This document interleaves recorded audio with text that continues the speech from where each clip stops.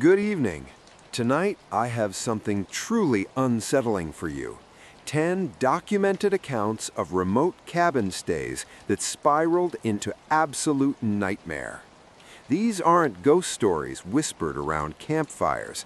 These are real experiences from real people who thought they were escaping to solitude, only to discover that some places in the wilderness don't want visitors. Some cabins remember what happened within their walls, and some entities have been waiting in those woods far longer than we've been foolish enough to build there. Story 1. Leon M. Crawford was 8 years old the summer his family gathered at his cousin's house in northeast Florida. It was one of those sprawling family reunions where the adults spent hours talking on the porch while the children were left to entertain themselves in the thick humidity of a July afternoon. The property backed onto dense woods, the kind that seemed to swallow sound and light the moment you stepped past the tree line. Leon's parents had one rule that day: stay where we can see you from the house. By 3 in the afternoon, Leon and his cousins were already bored with that rule. They'd been playing hide and seek in the yard, but the game had grown stale. The woods beckoned with the promise of real adventure, the kind you couldn't find within sight of supervising adults. Leon's cousin Marcus was the first to suggest it. "Just a little ways in," he said, glancing back at the porch where their parents sat oblivious. "They won't even notice." Leon hesitated. He was the youngest of the group, always trying to prove he was brave enough to keep up. The woods looked darker than they should have in broad daylight, the canopy so thick that barely any sun penetrated to the forest floor. But Marcus was already walking toward the trees, and Leon's other cousin Sarah was following, and if he stayed behind now, he'd never hear the end of it. So he followed. The temperature dropped the moment they crossed into the shade. The air felt different there, heavier, older, like they'd stepped into a place that had been waiting for them. They walked for maybe 5 minutes, just far enough that when Leon looked back, he couldn't see the house anymore, just trees in every direction, their trunks crowding together like spectators watching something they shouldn't interrupt. That's when Sarah stopped walking. "Do you guys see that?" she whispered. Leon followed her gaze and felt his stomach drop. Floating about 20 feet ahead of them, hovering at roughly chest height, was a sphere of light. It wasn't bright like a flashlight or a lantern. It was soft, almost gentle, a yellowish glow that seemed to pulse faintly, like it was breathing. As they stared, the color shifted, becoming more transparent, taking on a greenish tint that reminded Leon of the glow-in-the-dark stars on his bedroom ceiling. But this was daylight, and this was moving. "What is that?" Marcus breathed. The orb drifted slowly to the left, weaving between the trees with an intentional grace that made it clear this wasn't some random phenomenon. It was going somewhere, and somehow Leon knew it wanted them to follow. They should have run back to the house right then. Leon felt it in his gut, that primal childhood instinct that something was deeply, fundamentally wrong. But the orb was beautiful in its strangeness, and they were 8 and 10 and 12, and curiosity at that age is a more powerful force than fear. So they followed. The orb led them on a winding path that seemed to go on forever, though it probably wasn't more than a quarter mile. It never moved fast enough to lose them, but never slow enough that they could catch up. It was leading them deliberately, patiently. The woods grew denser, the underbrush thicker. Leon's shoes squelched in mud he hadn't noticed was there. The air smelled wrong, not like pine and earth, but something else, something organic and rotting. Then the orb stopped. It hovered in front of a small cabin that looked like it had been forgotten by time. The structure sagged in the middle, its wooden walls stained dark with age and moisture. The windows were covered from the inside by what looked like heavy fabric or cardboard. There was no path leading to it, no cleared yard, nothing to suggest anyone had been here in years. The orb floated directly in front of the cabin's single visible window, pulsing once, twice, as if drawing their attention to that specific spot. Then it vanished. Sarah grabbed Leon's arm. "We should go back." But Marcus was already moving toward the cabin, and Leon, desperate not to be called a coward, followed. The window was just high enough that Leon had to stand on his toes to see inside, but when he pressed his face close to the dirty glass, his blood turned to ice. There was a table in the center of the room. On that table sat a human skull. It wasn't Halloween decoration plastic. It was real bone, yellowed and cracked, with dark hollows where eyes had once been. Around it were jars, maybe 6 or 7 of them, containing liquids Leon couldn't identify and didn't want to. A single kerosene lamp burned low in the corner, casting dancing shadows across the walls, despite the afternoon hour outside. And then one of those shadows moved. Not the dancing flicker of lamplight. This was purposeful movement, a silhouette of something human-shaped, detaching itself from the darkness in the far corner of the room, turning toward the window, toward Leon's face pressed against the glass. Leon didn't remember starting to run. His next clear memory was crashing through underbrush, branches whipping his face, his cousins panicked breathing behind them, the 3 of them sprinting blind through the woods with no idea which direction the house was. They ran until Sarah tripped and started crying, and only then did they stop long enough to realize they could see the roof of the house through the trees. They stumbled back into the yard, scratched, muddy and terrified. The adults took one look at them and immediately started yelling about going too far, about the rules, about how worried they'd been when they looked up and couldn't see the children anymore.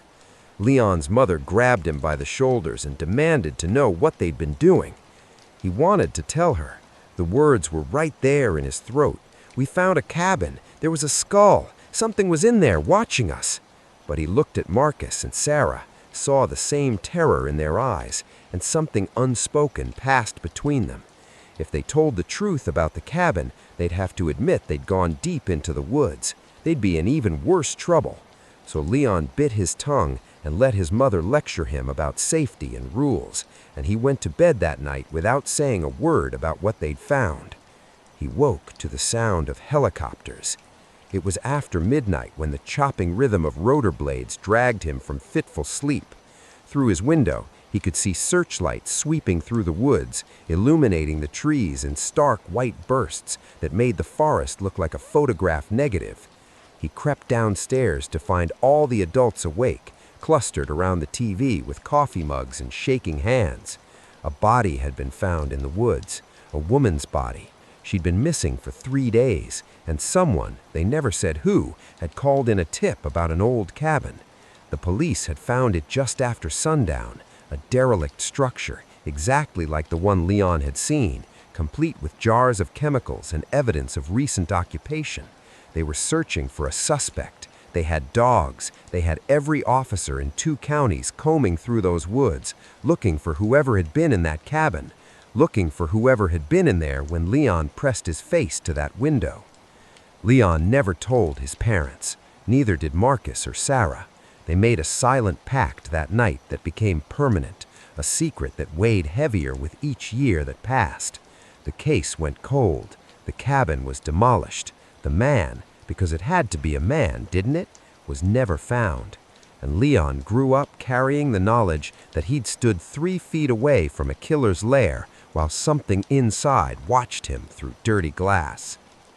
"I'm 24 now," Leon wrote in his account, 16 years after that summer day. "I still can't walk into woods without my heart rate spiking. I still dream about that skull on the table, those jars, that shadow moving in the corner.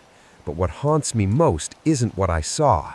It's what I didn't see, the thing I can't explain to myself, no matter how many rational explanations I try to construct. The orb. Because here's what I can't reconcile. That light led us there deliberately. It wanted us to find that cabin. It stopped at the exact window where we'd be able to see inside. It vanished the moment we'd looked. Was it the spirit of the murdered woman trying to lead someone, anyone, to evidence of her killer? Was it something else entirely, something that exists in those woods and wants truths revealed? I'll never know. What I do know is this. I followed something into darkness that summer, and part of me never came back out. And somewhere in the northeast Florida woods, in the exact spot where that demolished cabin once stood, I'd bet everything I owned that if you went there on the right night, at the right time, you'd see a yellowish-green light floating between the trees, still waiting, still leading, still watching for someone brave enough or foolish enough to follow. Story 2. Donald S. Dubois was 17 years old when he saw something that would make him question everything he thought he knew about the world. At 25 now, retelling the story, he still cries, not from fear, though there's plenty of that, but from the sheer impossibility of what he witnessed and the knowledge that no amount of time or distance will ever let him forget those black, beady eyes staring back at him in the darkness. The White Mountains of northern Arizona had been Donald's second home since childhood. His family owned a cabin there, nothing fancy, just a reliable escape from the Phoenix heat, where they'd spend weekends hiking, fishing, and pretending the rest of the world didn't exist. The property sat adjacent to an abandoned homestead that had fascinated Donald since he was a kid. From the road, you could see 3 structures slowly surrendering to time: a green barn with most of its roof intact, a red airplane hangar that had never housed anything but rust and rat nests, and a white tractor barn that somehow seemed to watch you as you drove past.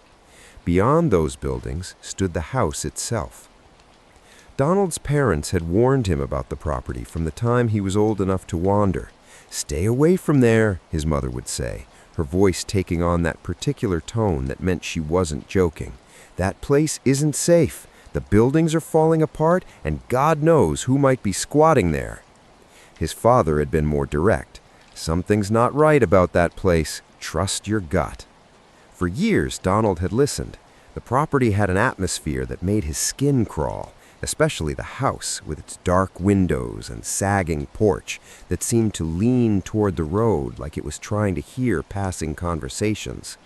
But childhood fear has a funny way of transforming into teenage curiosity, and by 16, Donald and his friends had started using the abandoned property as their personal hangout spot. They'd smoke cigarettes in the green barn, race dirt bikes around the airplane hangar, use the white tractor barn as shelter when the infamous Arizona monsoons rolled in. The house they avoided, some instincts run too deep to ignore entirely, but the outbuildings felt safe enough. They'd been exploring for over a year without incident, and Donald had started to feel foolish for ever being afraid. Then he found his notebook. It was a Tuesday afternoon in late summer, the kind of day where the heat makes the air shimmer and every shadow promises relief that it can't deliver. Donald had been rummaging through drawers in the green barn's old workshop, looking for anything interesting, when his hand closed around something familiar. He pulled it out and felt his stomach drop. It was his Jar Jar Binks notebook from elementary school. He recognized it immediately, the garish orange cover, the ridiculous character grinning on the front, even the bent corner from where he'd shoved it in his backpack too many times. He'd lost this notebook years ago, probably when he was 8 or 9. He'd assumed it had been thrown away in some forgotten cleaning spree. But here it was, in a drawer, in an abandoned building. He opened it with trembling hands.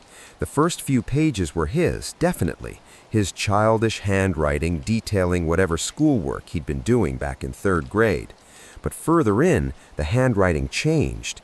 The new script was jagged, pressed hard enough into the paper that you could feel the indentations on the back of each page.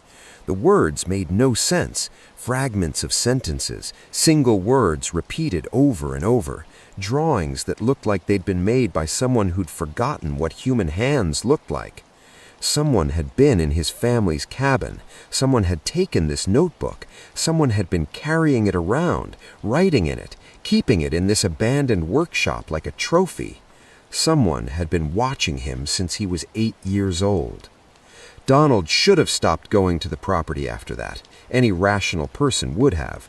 But he was 17, and his friends thought he was overreacting, and there's a special kind of stupidity that comes with trying to prove you're not afraid. So, when his friend Logan suggested they go dirt biking the following weekend, Donald said yes. And when the afternoon monsoon rolled in and they needed shelter, Donald headed straight for the white tractor barn like he'd done a dozen times before. He arrived first, his DR-200 motorcycle sputtering to a stop in the mud outside the barn. The storm was close. He could see the wall of rain advancing across the valley, turning the sky the color of an old bruise. Logan would be there any minute. He texted that he was 5 minutes behind.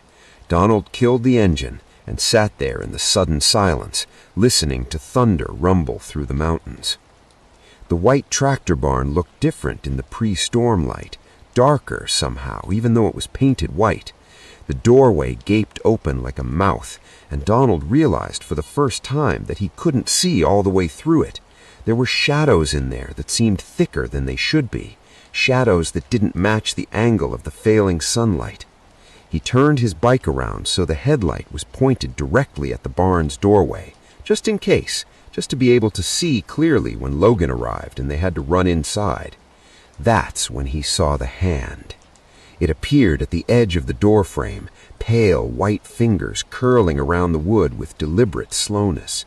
The hand was wrong, too long in the fingers, too thin in the palm, like something had stretched human proportions just past the point of recognition. The skin had an unnatural pallor, the kind of white you only see on things that haven't been touched by sunlight in years.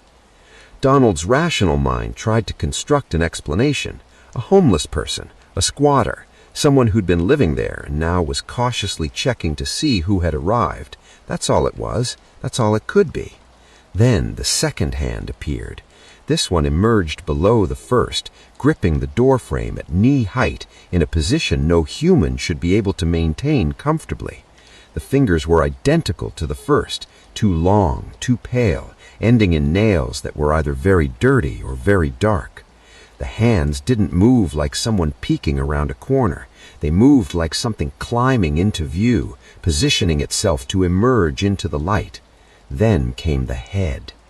Donald has tried in the 8 years since to describe what he saw to people who weren't there. He always fails. The closest he can come is to reference Gollum from The Lord of the Rings, that same stretched, corrupted parody of something that might have been once human. But that comparison doesn't capture the wrongness of it, the way his brain screamed that what he was looking at shouldn't exist. The face was elongated, the skin pulled too tight over a skull that was the wrong shape, but it was the eyes that destroyed any possibility of this being human. They were completely black, no whites visible at all, and they were staring directly at Donald with an intensity that felt physical, like being touched by something cold and wet. And here's the detail that confirmed it was real, the thing that prevents Donald from ever convincing himself it was a hallucination or a trick of the light. The headlight. His motorcycle headlight was pointed straight at the doorway. He could see the beam cutting through the dusty air, and in those black, bottomless eyes he could see the reflection of his own headlight staring back at him in the darkness. The thing tilted its head with a movement that was too smooth, too fluid, like its neck had more joints than it should. The corners of its mouth pulled back, revealing teeth that were too white, too many, arranged in a smile that never meant anything friendly. It was looking at him. It knew he could see it, and it was smiling about it. Donald's hands found the ignition before his brain fully processed the command to flee. The DR-200 roared to life, and he was moving before he consciously decided to move, the bike fishtailing in the mud as he fought for traction. Behind him, he heard something, a sound that might have been laughter or might have been something worse, something that had no human reference point. He'd made it maybe 50 yards when he saw Logan's headlight coming up the trail. Donald didn't slow down. He pulled alongside his friend and screamed over the engine noise, "Go! We have to go now!" To Logan's credit, he didn't ask questions. He'd seen Donald's face, and that was enough. They rode back to the cabin in silence, both of them white-knuckled on their handlebars, neither one willing to look back at the white tractor barn shrinking in the distance. It wasn't until they were safe inside the cabin, doors locked and lights on, that Logan finally spoke. "I saw it too," he said quietly. "When I came up the trail, I looked through the barn doorway, and I saw eyes, black eyes, watching through the window on the far side." Donald's throat closed. He'd been half hoping Logan would tell him he was crazy, that he'd imagined it, that there was some rational explanation. But Logan had seen it too, from a different angle, at a different moment, but the same impossible thing. They never went back to the property, not once in the following years. They heard later that someone had bought the land and torn down all the structures, the green barn, the red hangar, the white tractor barn, even the house. Donald had felt a savage relief when he learned that, though he couldn't say why, as if destroying the buildings could somehow erase what had been living in them, but it didn't erase the memory. "I still go up to the cabin all the time," Donald wrote in his account, his hands shaking as he typed. "My family still owns it, and I love that place, but every single time I'm alone on the porch looking out into the darkness of the pasture, I can't help but think about what I saw 9 years ago. I think about those hands, too pale and too long. I think about that face that was wrong in ways I still can't articulate. I think about the reflection of my headlight in those bottomless black eyes, and I think about the smile, because that's what haunts me most. Not the fear, not the impossibility of it, but the intelligence behind those eyes, the awareness. The thing in that doorway wasn't an animal. It wasn't some mindless creature operating on instinct. It was thinking. It recognized that I could see it, and it chose to reveal itself fully. It chose to smile, which means it wanted me to be afraid.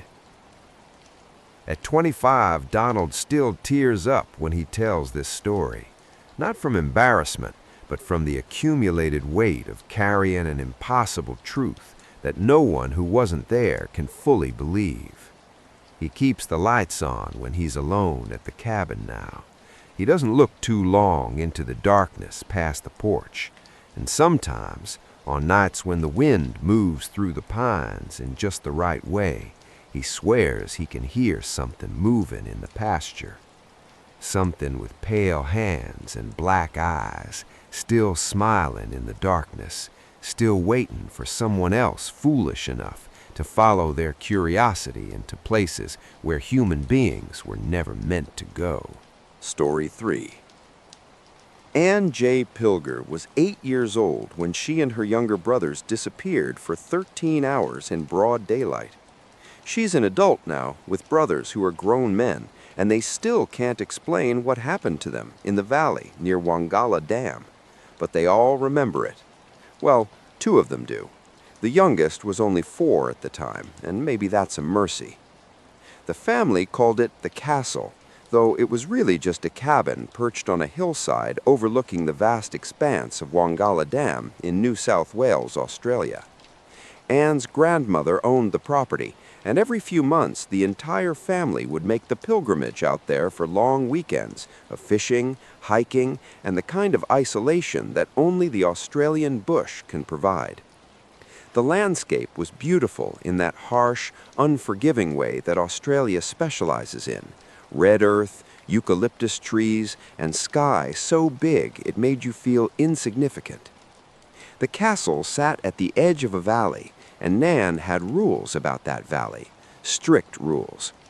"You kids can play anywhere you want," she'd tell them every visit, "but you don't go past the valley, and you absolutely don't go over the hills. You stay where I can see you, understand?" For years, Ann and her brothers, 7-year-old James and 4-year-old Michael, had followed those rules without question. But at 8 years old, Ann was starting to feel the weight of being the oldest, the responsible one, the child who always did what she was told. And on that particular morning in 2004, with the summer sun just starting to think about rising, she made a decision that would haunt her for the rest of her life. They were going to watch the sunrise from the hilltop. It started innocently enough. Nan had sent them outside to play at 5 in the morning. Not unusual for her. She was an early riser who believed children should be outdoors making their own adventures. The sky was just beginning to lighten, that deep purple that comes before dawn, and Anne had the sudden realization that from the top of the forbidden hill they'd be able to see the sun come up over the dam in all its glory. "Come on," she whispered to her brothers, excitement overriding the little voice in her head that sounded suspiciously like Nan. "We'll be back before anyone notices." The climb took maybe 20 minutes.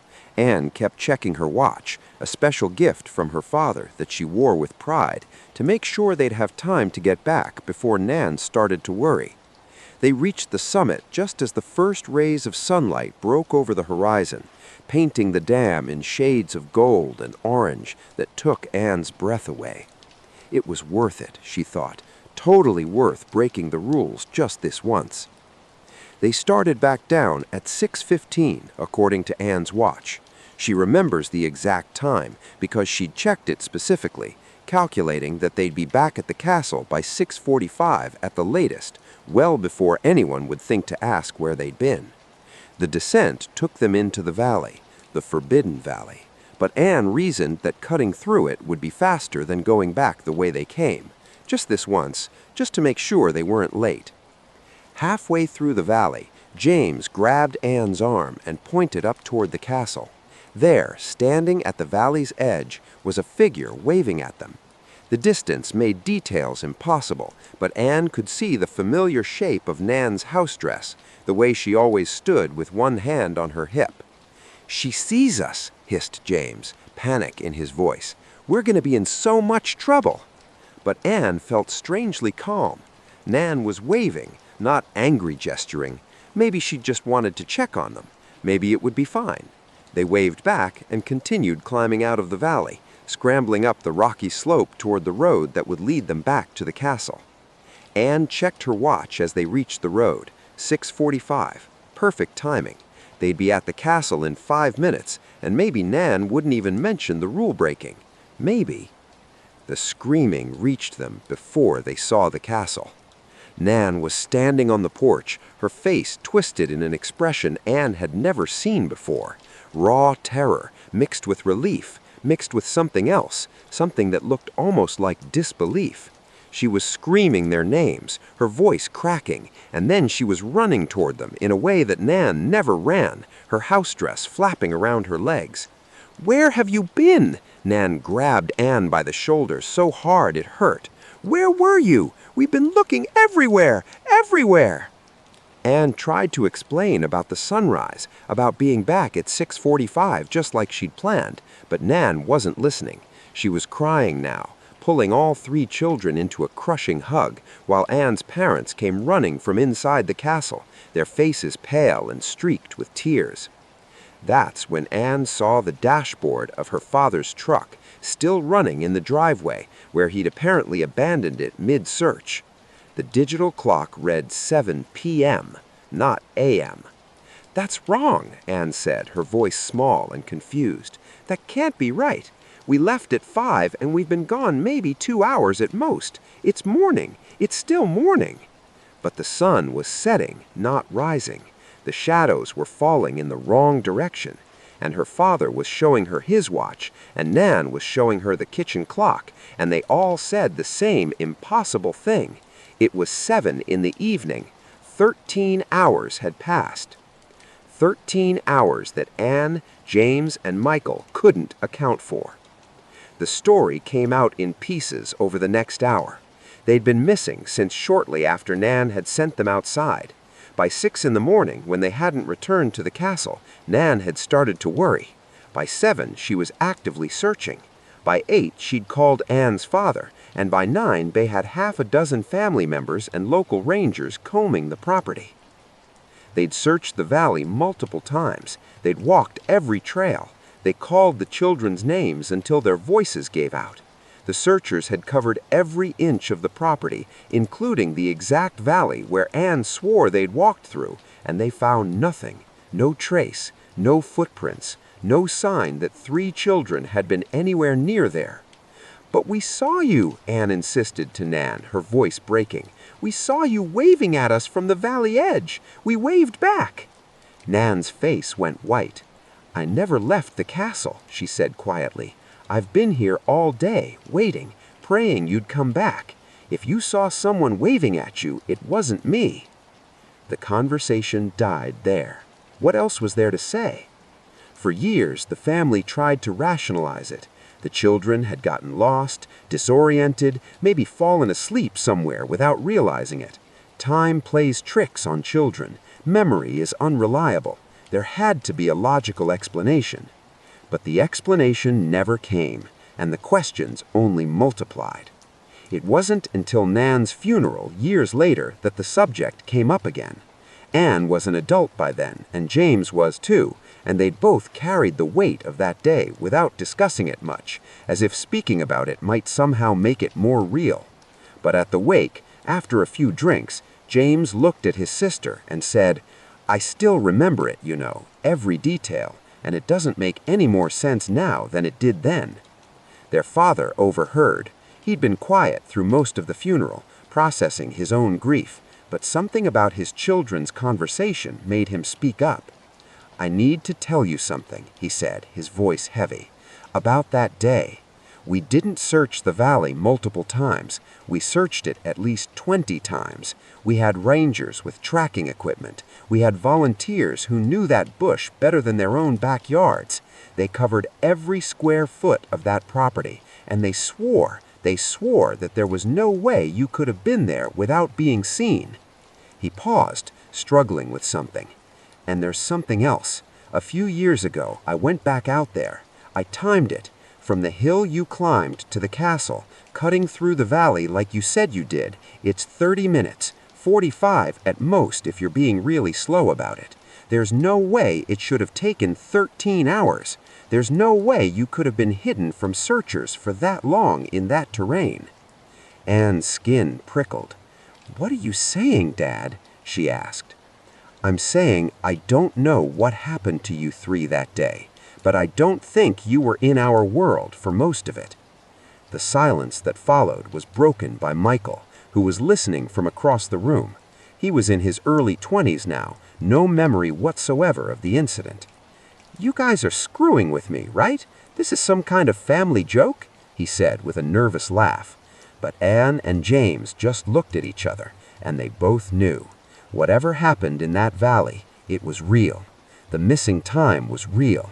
The figure that looked like Nan was real, and the fact that they were invisible to dozens of searchers actively looking for them was real. "I've walked that valley plenty of times since," Anne wrote in her account years later. "We've timed it again and again. 30 minutes, fast walk, slow walk, stopping to rest, never more than 45 minutes from start to finish. So where were we for 13 hours? How did we walk through that valley without being seen by people actively searching for us? And who did we see waving at us if Nan never left the castle? My brothers and I have discussed it from every angle. James remembers it exactly like I do, every detail, every moment. Michael remembers nothing, which might be a blessing since he was only 4. But James and I, we can't explain it. We can't rationalize it, and we can't forget it. There are places, I think, where the rules don't apply the way they should. Places where time moves differently, where you can be standing right in front of someone and they can't see you, where things that look familiar turn out to be something else entirely. The valley near Wangala Dam is one of those places. And here's what keeps me awake sometimes. The thought I can't shake no matter how hard I try. If the figure we saw wasn't Nan, then what was it? Because it waved at us. It saw us even when our family couldn't. It was acknowledging us, beckoning us, guiding us through that valley. 13 hours of our lives vanished into something that defies explanation. And somewhere in the Australian bush, I'd bet everything I own that if you walk into that valley at sunrise on the right morning, you'll see a figure standing at the edge, waving you forward into a place where time forgets how to count and the world forgets you exist. Story 4.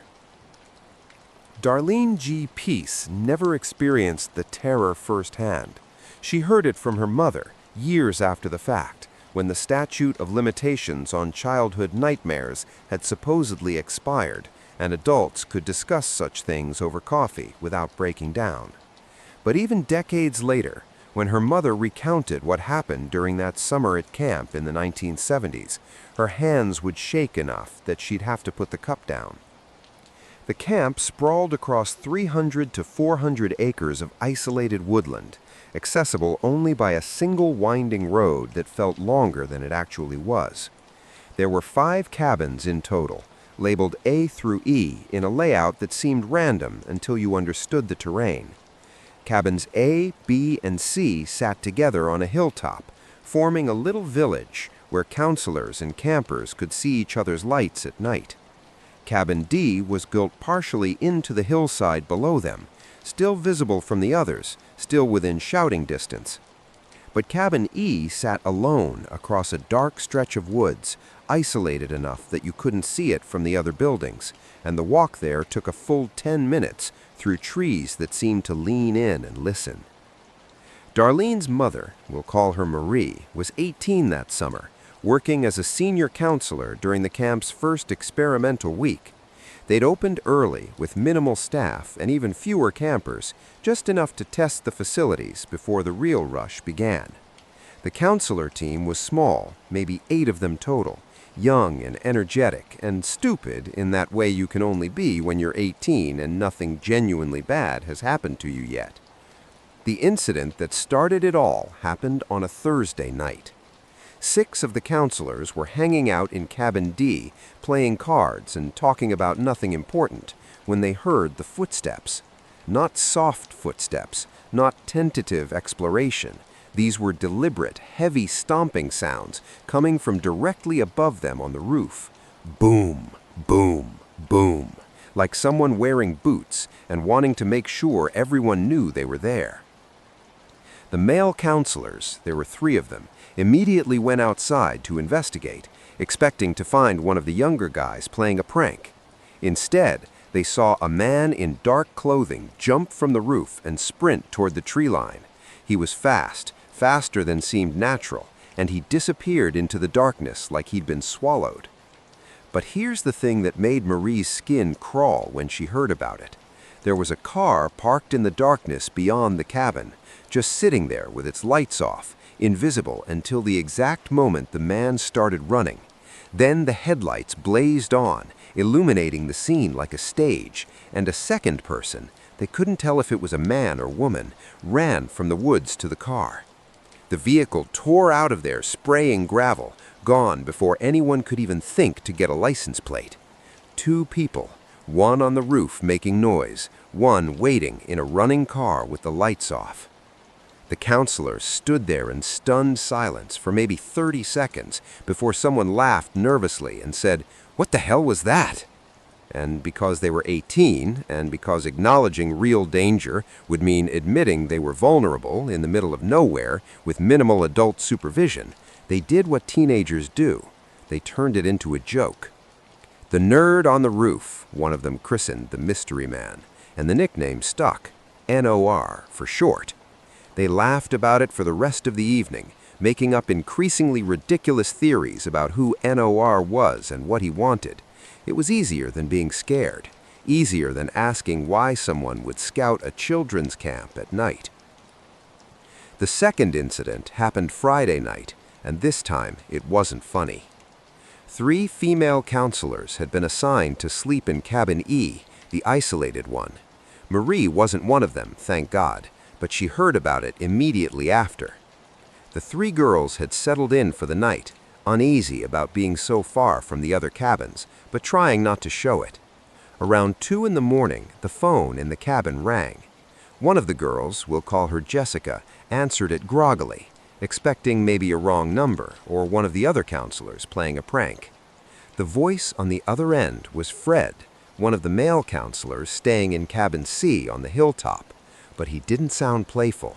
He sounded terrified. "There's someone in the woods," Fred said, his voice tight, "heading down toward cabin E, and he's carrying a gun." Jessica felt her blood turn to ice. "What do you mean? Fred, what?" "He's moving through the trees toward your cabin. Lock the doors. Lock them now." The line went dead. The three girls moved faster than they'd ever moved in their lives. Doors locked, windows checked, and then, because cabin E was old and the locks were flimsy and they knew it, one of them grabbed a broom and wedged it under the door handle at an angle, the kind of improvised security you learn from movies and pray you never have to actually use. Then they sat in the darkness, listening. Hours passed, maybe 2, maybe 3. Time does weird things when you're terrified, and every sound could be footsteps. Eventually, one of the male counselors arrived with a shotgun, having made the 10-minute walk through those dark woods alone because he couldn't stand the thought of the girls being out there unprotected. He stayed with them until sunrise, and none of them slept. In the morning light, they discovered something that made the night's terror retroactively worse. The phone line to cabin E had been cut, severed cleanly, probably with wire cutters, sometime before that call came through, which meant Fred's warning came through on a dead line, which meant either the timeline was wrong or something impossible had happened, or they didn't want to think about the or. The girls reported it to the camp director, who made concerned noises but didn't actually do much. Camp was opening fully the next day. There were parents to reassure and activities to coordinate. The nerd on the roof incident was probably just locals messing around. The phone line was old infrastructure in a storm-prone area. These things had explanations. Saturday morning, the campers arrived. The counselors tried to act normal, tried to focus on their jobs, tried not to think about men on roofs and severed phone lines and voices coming through dead connections. Most of them went into town that afternoon while the kids were at activities, desperate for a few hours of normalcy, of crowds and safety in numbers. Marie and another counselor stopped at a local diner and grabbed a newspaper, the kind of small-town weekly that reports on everything from livestock sales to high school football. Marie was flipping through it idly, reading the police blotter section for entertainment, when her coffee went cold in her hand. The headline was small, easy to miss: "Attempted kidnapping at summer camp." The camp wasn't named, but it was close. Same county, same rural area, same type of facility. The incident had occurred just days earlier. The exact timeline was fuzzy in the article, but it was recent. A man had entered a tent in the middle of the night, grabbed a sleeping child in full view of other campers, and run into the woods carrying the victim. A counselor gave chase immediately, and the kidnapper had been forced to drop the child to escape. He was never caught. They had no description beyond adult male. He could be anyone. He could be anywhere. And he'd been operating in the same area, on the same road, targeting the same type of isolated summer camp that Marie was currently working at. Marie showed the article to the camp director that evening. He read it, went pale, and immediately called a counselor meeting. New security protocols were implemented. Male counselors would rotate through cabin E. No one would be alone anywhere after dark. The local sheriff's department was notified, but they didn't close the camp. They didn't send the kids home. They just carried on. The second week of camp proceeded without major incident, though every counselor was on edge, jumping at sounds, seeing threats in shadows. Then came the second Friday night, exactly 1 week after the phone call to cabin E. Most of the counselors and campers were at an Indian heritage pageant, a big gathering that pulled people from multiple cabins. Cabin E housed older girls that week, teenagers who'd been deemed mature enough to handle the isolation. They were all at the pageant. The cabin was supposed to be empty. A counselor heading back early to grab something spotted it immediately. The door to cabin E was hanging open. Word spread fast. By the time a group reached the cabin, a full 10 minutes of sprinting through those woods, they knew something was horribly wrong. The scene inside looked like an explosion of violence. Belongings were everywhere, torn from bags and scattered across the floor. Bras had been ripped from suitcases and hung in the rafters like trophies. Sleeping bags were slashed open, their stuffing spilling out like guts. Toothpaste and shampoo had been squeezed out and smeared across surfaces. And on the mirror, written in toothpaste in letters 6 inches tall, was a message: "The nerd was here." Marie stood in that cabin looking at the destruction and felt something break inside her. Because this wasn't random vandalism. This wasn't teenagers being destructive for fun. This was targeted. This was personal. Whoever did this knew about their inside joke, had heard them laughing about the nerd on the roof, had decided to use their own coping mechanism against them. Which meant someone had been listening to their conversations, had been close enough to hear them joke and laugh, had been watching them long enough to know their routines. To know when Cabin E would be empty, to know exactly how to violate their sense of safety. The counselors cleaned up before the girls returned, spinning a story about raccoons getting in. But Marie never forgot the feeling of standing in that cabin, reading that toothpaste message, and understanding that they'd been prey all along, that something or someone had been circling them for weeks, and they'd been making jokes about it while it planned. The camp director's theory, shared quietly years later, was that it had been the caretaker's son, a creepy young man in his 20s who lived on the property and had probably overheard the counselors laughing about NOR. He'd probably vandalized the cabin as a prank, thinking he was being funny. But that theory didn't explain the man jumping off Cabin D's roof a week earlier. It didn't explain the car waiting with its lights off. It didn't explain 2 separate people working together. And it definitely didn't explain the attempted kidnapping reported in the newspaper. Marie kept in touch with the other counselors over the years. They'd compare notes sometimes, trying to build a complete timeline, trying to make sense of it. And that's when the truly horrifying possibility emerged. The newspaper article about the attempted kidnapping had been vague about dates. Marie's mother couldn't remember the exact day it happened, just that it was reported in the paper that Saturday, which meant the actual kidnapping attempt could have occurred any day that week, including Friday night. The same Friday night that Fred called to warn about a man with a gun heading toward Cabin E. And here's the geography that Marie's mother only pieced together years later. The camp where the kidnapping occurred was in the same direction from Marie's camp as Cabin E was from the main hilltop cabins. Same rural road, same endless woods, same isolation. If the kidnapper had been working that road, scouting multiple camps, if the man Fred saw heading toward Cabin E that Friday night wasn't just threatening, if the phone call had come through just in time to save 3 girls from something unspeakable. Marie never confirmed the timeline. She never proved that the attempted kidnapping happened that specific Friday night, but she also never proved it didn't. And that uncertainty, the possibility that she and her fellow counselors had joked about the nerd on the roof while an actual predator circled them, had laughed while they were being hunted, had survived purely through a luck and a phone call that shouldn't have been possible. That uncertainty haunted her mother for the rest of her life. "I have my own theory," Darlene wrote at the end of her account.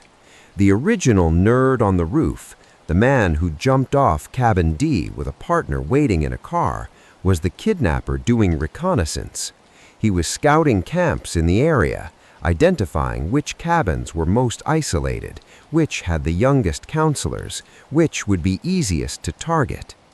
The caretaker's son probably did vandalize Cabin E later, probably thought he was being funny, referencing their inside joke. But that first incident, that was real. That was someone selecting his hunting ground.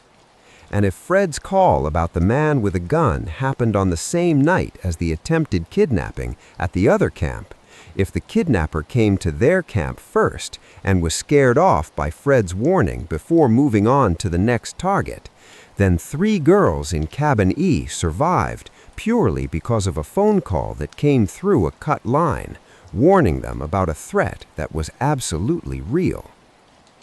My mother is in her 60s now. She still won't go camping. She still checks doors twice before bed. And sometimes, when I ask her about that summer, she'll get quiet and say the same thing. We were kids playing at being adults, and we had no idea how close we came to something we couldn't joke our way out of. And somewhere in those woods, on that abandoned camp property, I wonder if you can still see the footprints on the roof of Cabin D, or if you stand in the doorway of where Cabin E used to be on a Friday night, whether you'd hear footsteps in the trees getting closer, carrying something that glints like metal in the moonlight. Story 5.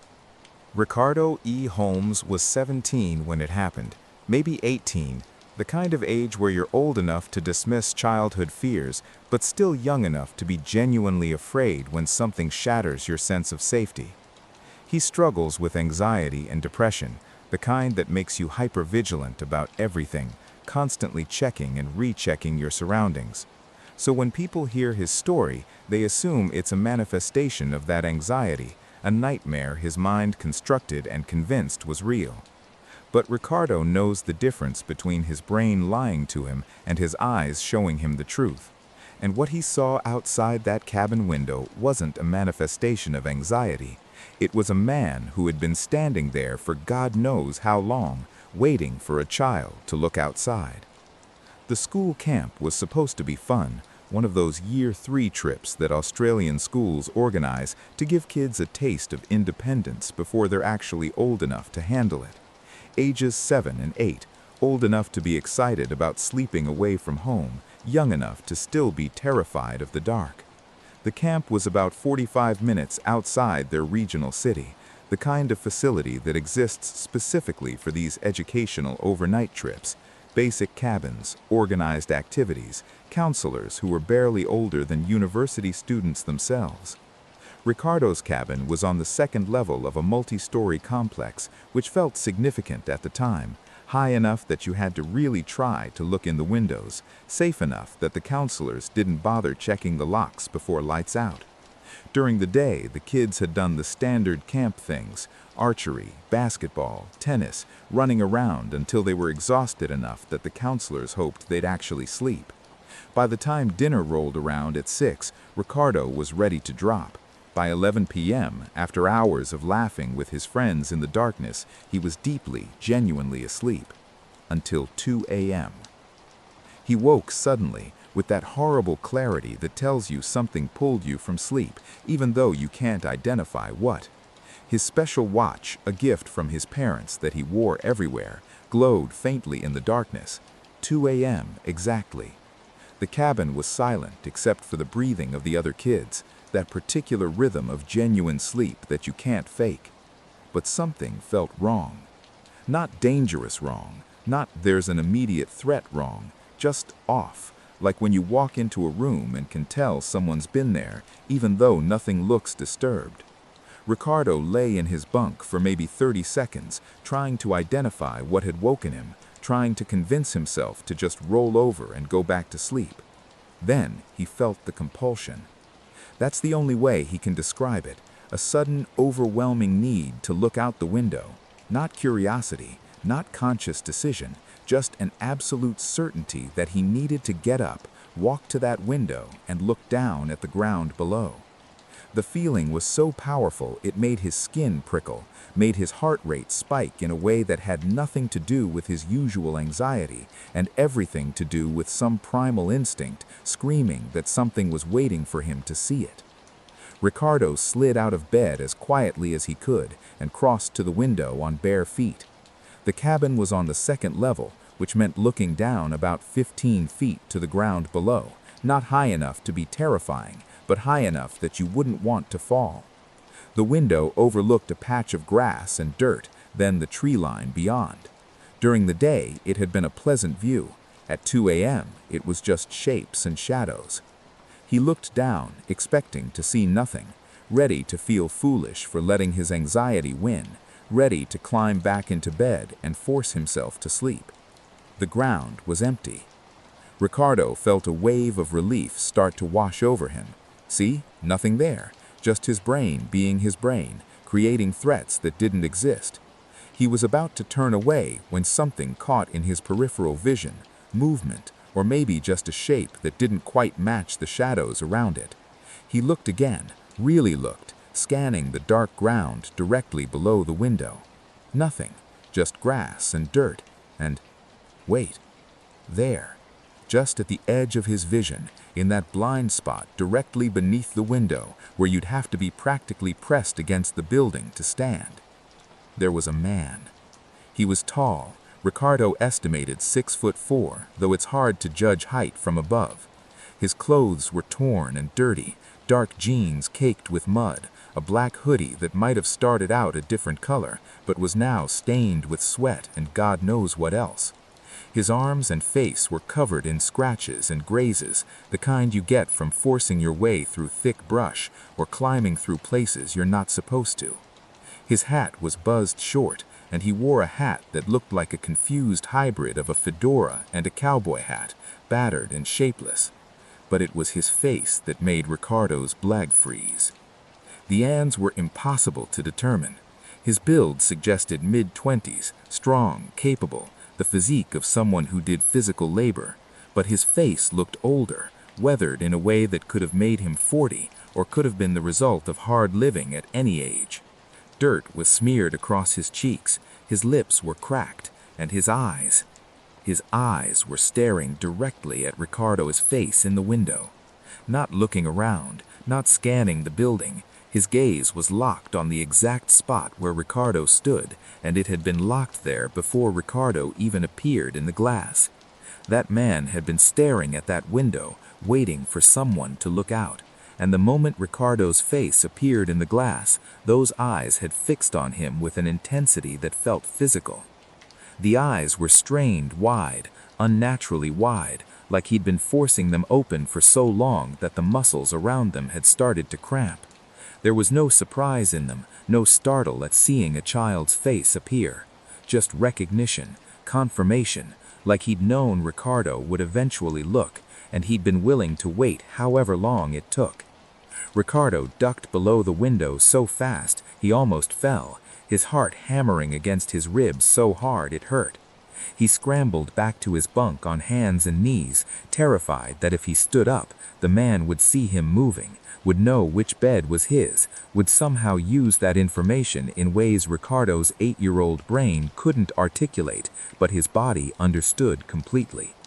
He dove under his covers and pulled them over his head, creating a fabric barrier that he knew rationally was useless, but that felt like the only thing standing between him and whatever that man represented. Under there, in the darkness, Ricardo's mind raced through possibilities. It's apparent. Someone's dad came to check on their kid and got confused about which cabin. But parents don't stand in the dark staring at windows. They knock on doors. They ask counselors for help. It's a counselor doing a safety check. But counselors use flashlights. They make noise. They don't stand perfectly still like statues, waiting. It's a homeless person who wandered onto the property by accident. But homeless people don't stare at children's windows with that kind of focused intensity. And they don't have scratches covering their skin like they've been crawling through bushes for hours, deliberately approaching a building full of sleeping kids. Ricardo stayed under those covers for what felt like hours. Maybe it was hours. He'd check his watch occasionally, seeing the minutes tick by with agonizing slowness. 2:15, 2:30, 2:45. At some point, curiosity warred with fear. He had to know if the man was still there, had to confirm that he'd actually seen what he thought he'd seen. Slowly, inch by inch, Ricardo pushed the covers down and crept back to the window. His hands were shaking so badly he almost couldn't grip the windowsill. He raised his head just enough to see over the edge. The man had moved. He wasn't directly below the window anymore. He'd shifted maybe 5 feet to the left, repositioning himself so he had a better angle on the window, a clearer view of anyone who might look out. But his eyes hadn't moved at all. They were still locked on that same spot, still waiting, still watching with that horrible, patient intensity that said he had all night, that he'd been doing this for hours already and would keep doing it for hours more if that's what it took. Ricardo ducked back down so fast he slammed his head on the windowsill. The pain barely registered. He was back under his covers in seconds, pressing his hands over his mouth to keep from making any sound that might confirm to the man below that there was a child up here, that he'd been seen, that his vigil had been acknowledged. And then Ricardo made a decision that probably saved his life, though he wouldn't understand it until years later. He didn't tell anyone. Not his friends, sleeping 3 feet away, not the counselors when they woke up, not his parents when they picked him up the next day. He carried that image, those wide, strained eyes, that patient, predatory stillness locked inside himself like a bomb he couldn't defuse. Because some part of him, even at 8 years old, understood that if he told, if he made it real by speaking it aloud, then he'd have to confront what it meant. That a grown man had been standing outside a cabin full of sleeping children at 2 a.m., staring at their windows with scratches covering his skin and patience in his posture that suggested he'd done this before. That he'd been close enough to hear them breathing through the glass, that he'd known exactly which window to watch, exactly how to position himself in the blind spot where he couldn't be seen from most angles. That if Ricardo had been braver or stupider or more trusting of adults to handle things and had opened that window or gone to get a counselor, the man would have known which child had seen him. Ricardo eventually convinced himself it had been a nightmare. For 10 years he carried it as a bad dream, one of those hyper-realistic night terrors that anxiety and medication can sometimes produce. He'd tell people about it occasionally as a curiosity. I had the weirdest dream at camp once, and they'd laugh and share their own strange dreams, and that would be that. Until recently, when the memory resurfaced with crystal clarity, and Ricardo understood with absolute certainty that it hadn't been a dream at all. The difference was too stark. Ricardo has vivid dreams constantly, the kind where reality bends and shifts, where logic doesn't apply, where you can fly one moment and be underwater the next without questioning it. His dreams flow strangely, disconnected from the rules that govern waking life. But that night at camp, the memory is consistent, linear. It follows the rules of physics and time and space. He remembers the exact time on his watch. He remembers the specific details of the man's clothing, his scratches, his hat. He remembers the cold of the floor on his bare feet, the texture of the blanket pulled over his head, the way his heart hammered against his ribs in a rhythm he can still feel if he thinks about it too hard. Dreams don't have that kind of consistency. Dreams don't have that kind of detail that stays sharp for 20 years. That was real. The man was real, and whatever he was doing there, staking out the cabin, watching for a specific child, waiting for some opportunity that Ricardo's fear prevented from materializing, it wasn't innocent. I have no idea who was outside my window that night, Ricardo wrote in his account, and you can feel the tremor in his words even through text.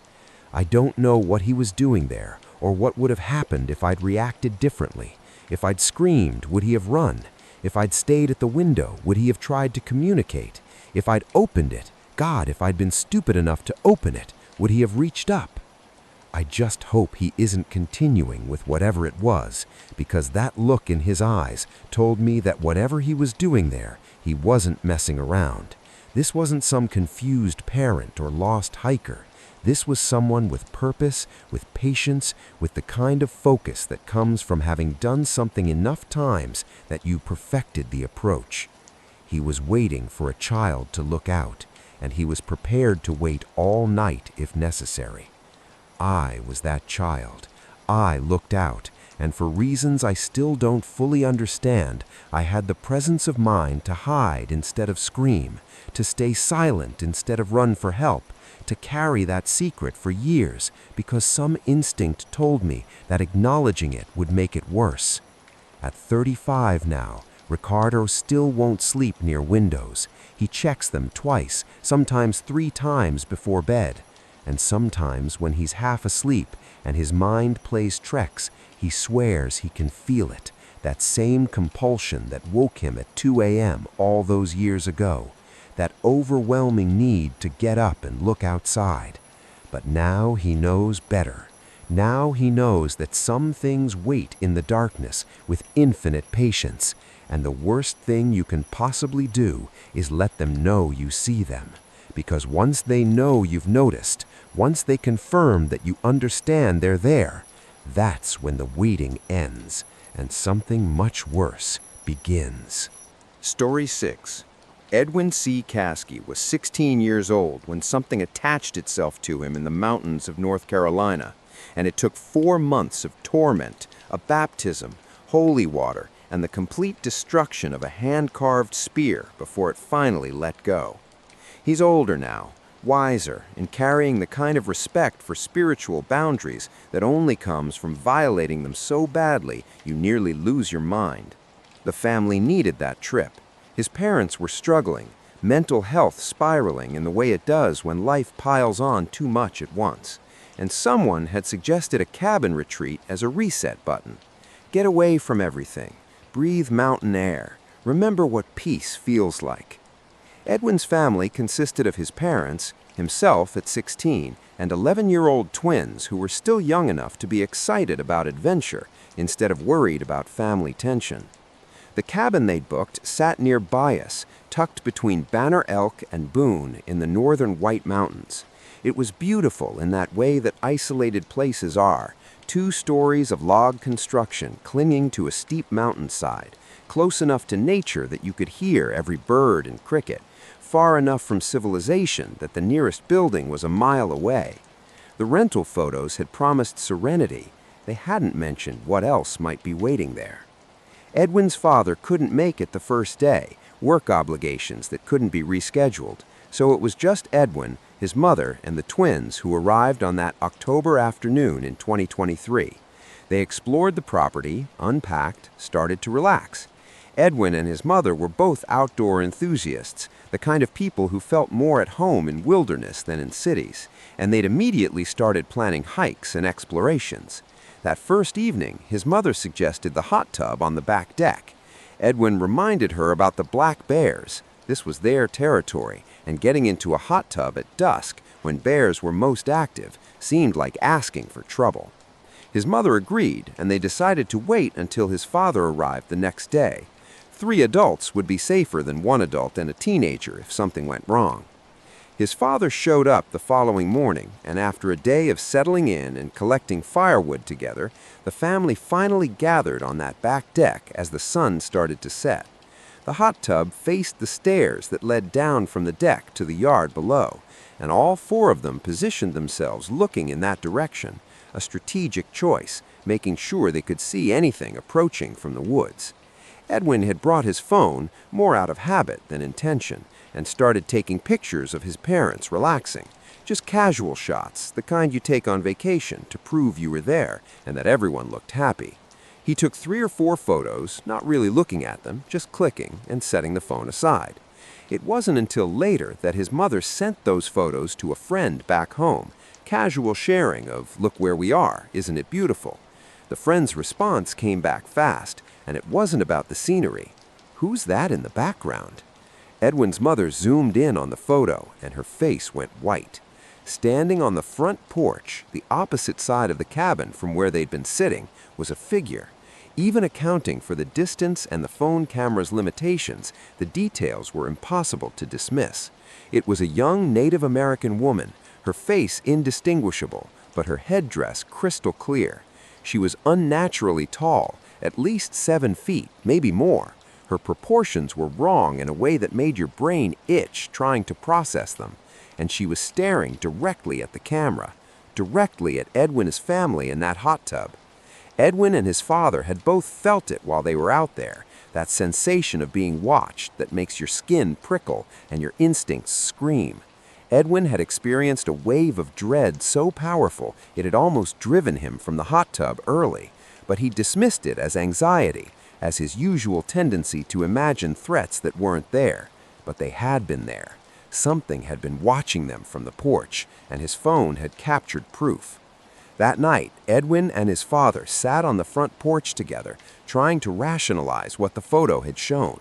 The cabin was on a steep slope, heavily wooded, isolated enough that random hikers didn't just wander by, and yet they were trying to convince themselves it had been a person, just a very tall woman who happened to be wearing traditional Native American ceremony dress and happened to be on their porch at sunset. Then they heard the rustling. It came from the trees maybe 50 yards away, the kind of sound a deer makes pushing through underbrush. Edwin's father relaxed slightly, just an animal, perfectly normal. But Edwin was staring into the darkness, his enhanced night vision picking up something that made his breath catch. Antlers, rising above the brush at a height that should have been impossible. Antlers at the height of an old oak tree's lowest branches, at least 12, maybe 15 feet off the ground, and they weren't moving like an animal's head moves, with the natural bobbing gait of a creature walking. They were perfectly still, perfectly steady, and they were attached to a skull.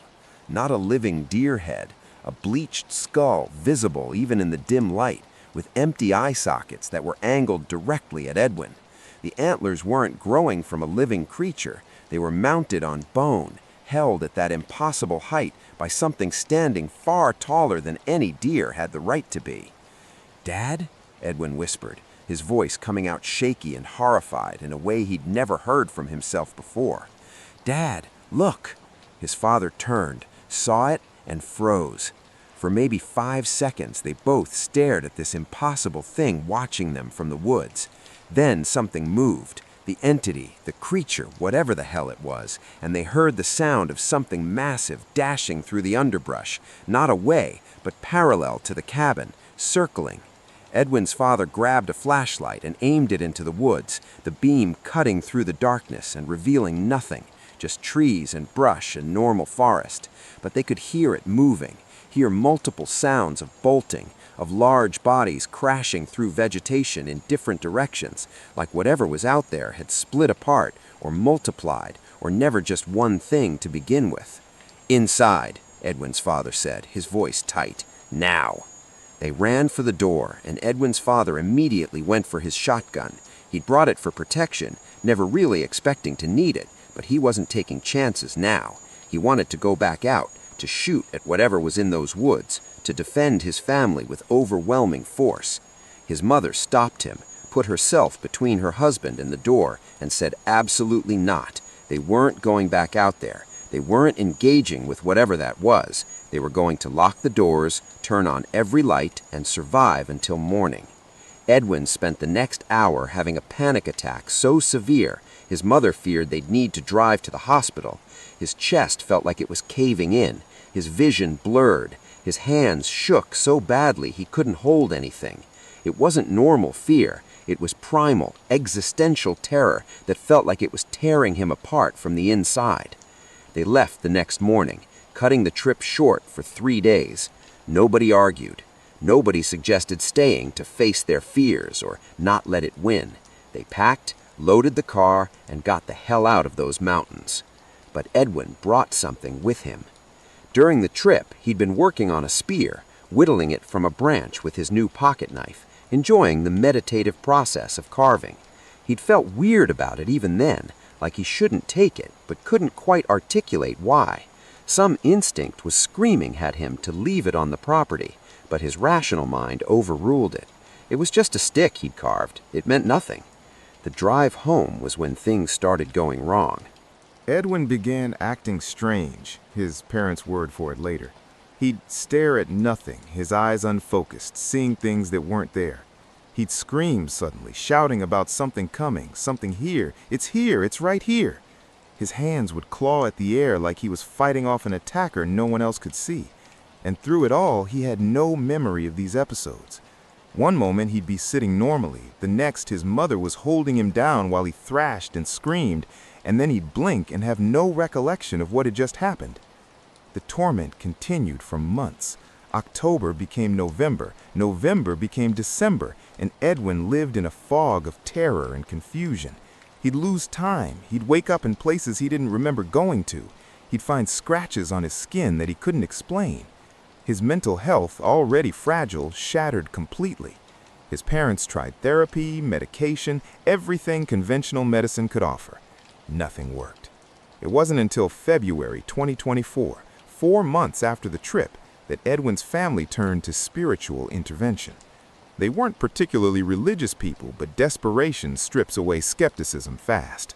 Edwin was baptized. Holy water was used. Prayers were said by people who actually believed in their power. And somewhere in all of that, Edwin's mother made a connection. The spear. That hand-carved spear from the mountain property.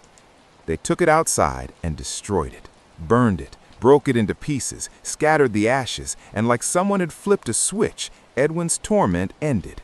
The episodes stopped. The lost time ceased. The scratches disappeared. Whatever had been clinging to him, feeding on him, using him, it was gone. Edwin and his mother did research after that, trying to understand what they'd encountered. They found an article about the area's history, and in it, a photograph that made Edwin's blood run cold. The woman in the headdress from their porch photo, the one with the indistinguishable face and the wrong proportions, was identical to an image in the article. The article detailed a piece of tribal warfare history that had occurred in that exact region. A young Native American woman had been captured by an enemy tribe. They'd scalped her, and then, in a final act of brutality, they'd beheaded her in the valley just beyond where the cabin's front porch overlooked. The valley where Edwin had seen the deer skull at tree height. The valley where something had circled their cabin with purpose and intelligence. Edwin understands now what he didn't understand then. The land where that cabin stood was native territory, had been for thousands of years before anyone built vacation rentals there. The woman, or what remained of her spirit, twisted by violence and centuries of rage, was still there, still guarding that land, still punishing those who took from it. And Edwin had taken something. Not a sacred artifact, not intentionally, but he'd carved a weapon from a tree that grew in her territory and carried it away. He'd removed something that belonged to that land, to her, and she'd followed it home like a hook in a fish's mouth, attached to him through an object he'd made with his own hands. It's very clear that the land is native land, Edwin wrote in his account, and there's a humility in his words that only comes from genuine suffering. I don't think they welcomed us. Or maybe they welcomed us just fine until I took something that wasn't mine to take. I carved a weapon from their trees, and I paid the price until I returned it, or at least destroyed it, which was the best I could do by then. I think about that woman sometimes, about what was done to her, about dying in such violence and rage that your spirit can't move on even after centuries, about standing guard over a valley for hundreds of years, watching strangers build cabins on land where you were murdered, watching them take and take and take without ever understanding what they're taking from. And I think about the spear, about how something so simple, a stick, some knife work, a kid's project, could become a conduit for that kind of spiritual attachment. My parents weren't believers in this stuff. We're not a spiritual family, but you can't argue with results. The moment we destroyed that spear, I was free. So now I'm careful. I don't take things from places that aren't mine. I don't carve from trees without asking permission first, even if asking feels stupid, even if I'm talking to empty air. Because empty air might not be empty. And some places remember every violation, every theft, every act of disrespect. And somewhere in the northern White Mountains, in a valley between Banner Elk and Boone, I'd bet everything I own that if you go there on the right night and look toward the old oak trees, you'll see antlers rising at impossible heights, mounted on a bleached skull, held by hands that were severed from their bodies centuries ago, but never forgot how to hold weapons. Still watching, still guarding, still waiting for someone else foolish enough to take what doesn't belong to them. Chapter 7. Judith A. Mullins was 16 years old when she watched her best friend get dragged into the woods by men who wanted to hurt him, and she did absolutely nothing to stop it. She's carried that guilt for years now, understanding intellectually that 5 terrified teenagers couldn't have fought off multiple grown men. But understanding something intellectually doesn't make it hurt any less when you lie awake at night, replaying the moment you failed someone who needed you. The town where Judith grew up was the kind of place where boredom wasn't just common, it was a lifestyle. A small English town where nothing ever happened, where the biggest excitement was when someone's cow got loose, where the pub changed its menu. Judith and her friends used to joke that boredom was a national sport there, and they were all Olympic-level athletes. So when Jack's family cabin became available as an unsupervised hangout spot, it felt like they'd won the lottery. The cabin was part of a run-down caravan site on the edge of town. Not picturesque, not romantic, just a collection of aging structures that Jack's parents owned and barely maintained. But it was theirs, a place where they could drink cheap alcohol, play Xbox until dawn, and talk about nothing important without parents hovering. They'd spent most of that summer there, establishing it as their territory, their escape from the suffocating small-town atmosphere.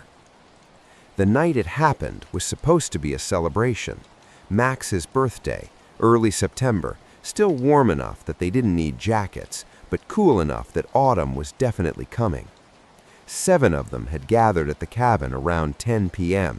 Judith, Jack, Max, and 4 others, including Nathan and Tom, older guys, maybe 19 or 20, who always seemed to have access to alcohol and didn't ask too many questions about where teenagers were supposed to be. By midnight, they were running low on drinks. The nearest store was a 20-minute walk each way, and Nathan and Tom volunteered to make the run. Nobody thought twice about it. They were the oldest, the most responsible in a group that wasn't particularly responsible to begin with. They'd be back in 45 minutes, an hour tops. The rest of them kept playing, kept laughing, kept existing in that bubble of teenage invincibility where bad things happened to other people in other places. Judith was winning at cards. Max was complaining about his hand. Jack was dealing and talking shit. It was normal. It was safe. 45 minutes passed. Then came the bang on the window. Not a knock, not a tap, a full palm slam against the glass, hard enough that Judith felt the vibration through the floor, the kind of impact that meant to startle, to intimidate, to announce a presence with force. Judith's first thought was Nathan and Tom being assholes. They'd done stuff like this before, snuck around the cabin trying to scare everyone, jumped out from behind corners, the usual stupid pranks that teenage guys think are hilarious. So when the banging continued, moving around the cabin in a circle, hitting different windows in rapid succession, Judith rolled her eyes and went to open the curtain. "You..." The words died in her throat. There was no one at the window. The area directly outside was empty, clearly visible in the light spilling from inside the cabin. But the banging continued, moving faster now, hitting windows on opposite sides of the cabin simultaneously, physically impossible for 2 people to accomplish, which meant there were more than 2 people out there. This wasn't Nathan and Tom. This wasn't a prank. The banging intensified, becoming aggressive, violent. Windows on all sides of the cabin were being struck in sequence, creating a rhythm that felt deliberate, threatening. And then came the voice. Deep, male, rough with the kind of accent that spoke of hard living and harder attitudes. "Oi, oi, you in there?" It wasn't a question. It was a threat wrapped in false cheerfulness, the tone people use when they know they have all the power and you have none. Jack stood up, his face pale but determined. Judith wanted to scream at him not to open the door, but her throat wouldn't work. Her voice had abandoned her completely. Jack crossed to the door and pulled it open, and in the second before anything happened, Judith saw his face, not scared, not confused, but resigned, like he'd known this was coming, like he'd been waiting for it. The man outside moved with horrific speed. One moment Jack was standing in the doorway, the next he'd been grabbed by the collar and yanked outside onto the steps. The man was stocky, bald, maybe mid-40s, with the kind of build that came from physical labor and casual violence. He was screaming in Jack's face, nose to nose, spraying spit with every word, and Judith couldn't make out most of it, but the tone was clear: rage, threats, promises of worse to come. But it wasn't just one man. Shadows were moving past the windows, multiple shadows, too many to count, darting around the cabin in patterns that suggested coordination. Footsteps pounded on all sides, maybe 10 people or more, creating the impression of being surrounded, outnumbered, trapped. Someone was screaming, "I'm gonna kill him," over and over, and Judith couldn't tell if it was the bald man or someone else, or multiple voices saying it in rotation. The 5 teenagers still inside the cabin pressed themselves against the walls, as far from the windows as they could get. Nobody moved, nobody spoke, nobody even breathed loudly enough to be heard over the chaos outside. They'd all pulled out their phones, frantically texting Nathan and Tom, "Don't come back, stay away, hide." Nathan and Tom were already back. They'd made it to the edge of the caravan site before seeing the chaos and diving behind other caravans, watching from a distance, just as paralyzed and helpless as the ones inside. It went on for what felt like hours, but was probably closer to 5 minutes. The screaming, the banging, the shadows circling, the bald man's voice promising violence, detailing exactly what he was going to do to Jack, in language so graphic that Judith felt sick hearing it even at a distance. And then, as suddenly as it had started, it stopped. Complete silence. No voices, no footsteps, no shadows moving past windows. Just the sound of the wind through the caravan site and 5 teenagers breathing in panicked gasps. They waited. 1 minute, 2, 5. Nobody wanted to be the first to move, to confirm that it was actually over, or to trigger another round of whatever that hell had been. Finally, Nathan and Tom emerged from hiding and came to the door, their faces white, confirming that the men were gone, or at least not visible anymore. The group crept outside together, moving as a unit, because none of them were brave enough to step out alone. They found Jack by the river, maybe 50 yards from the cabin, sitting with his head in his hands. Physically, he was unharmed, no blood, no visible injuries, but the look on his face when he raised his head to see them approaching was something Judith had never seen before and hopes never to see again. Devastation.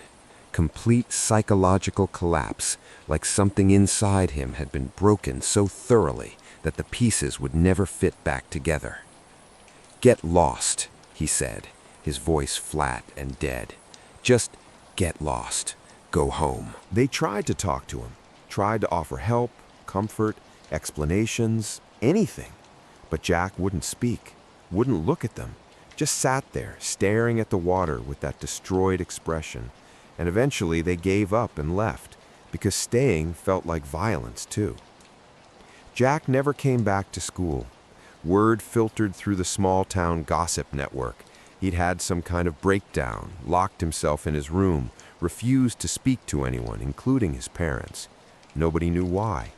Nobody asked too many questions, because in small towns, you learn not to pry into things that might involve you if you poke too hard.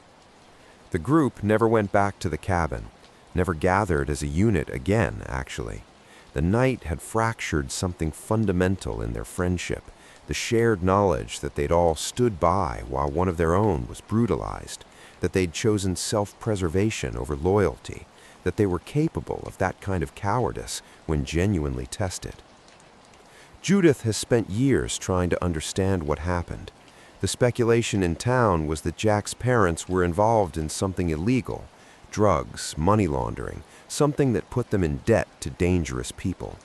The theory went that the men had come to send a message through Jack, to threaten his parents by proxy, to demonstrate that they could reach the family anywhere, anytime, that nowhere was safe. But Judith still doesn't know for certain. Jack never spoke about it. His family never confirmed anything. The men were never identified, never caught, never even officially reported, as far as Judith knows. It was like it happened in a pocket dimension that briefly intersected with reality and then sealed itself off, leaving only the psychological scars as evidence. "I still feel immense guilt about leaving him there," Judith wrote in her account, and you can feel the weight of it in every word. "I know intellectually that 5 teenagers couldn't have fought off multiple grown men who were clearly organized, clearly dangerous, clearly willing to hurt a kid to make a point. I know that intervening probably would have just meant more of us getting hurt. I know that we were scared and young and completely out of our depth. But knowing all that doesn't help when I think about Jack's face, when I remember the sound of him being screamed at while we pressed ourselves against walls and did nothing, when I think about how we texted Nathan and Tom to hide, but we never called the police, never called Jack's parents, never did anything that might have actually helped. We just waited for it to be over, and then we left him sitting by a river with his life in pieces. I hope wherever Jack is now that he's okay, that he got help, that he recovered from whatever happened during those 5 minutes when the bald man had him outside and the rest of us were too paralyzed to intervene. I hope he doesn't blame us for our cowardice, even though we absolutely deserve to be blamed. And I hope, God, I really hope, that whatever his parents were involved in, they got out of it, that the men never came back, that Jack was able to rebuild something resembling a normal life. But I don't know. None of us know. We never asked. We were too ashamed, and then too much time passed, and then it became one of those things you can't bring up without reopening wounds that may be healed over, even if they never healed properly. The caravan site still exists. Judith drives past it sometimes. Can't help it living in a small town where there are only so many routes to get anywhere. The cabin is still there, or at least a cabin that looks like it from the road. She's never stopped to check, never slowed down enough to really look. Because some part of her is terrified that if she looks too closely, she'll see shadows moving around it. She'll hear that deep voice calling out, "Oi, oi, you in there?" She'll see the bald man's face twisted in rage, screaming promises of violence at a 16-year-old boy who'd done nothing wrong except be related to people who'd made mistakes.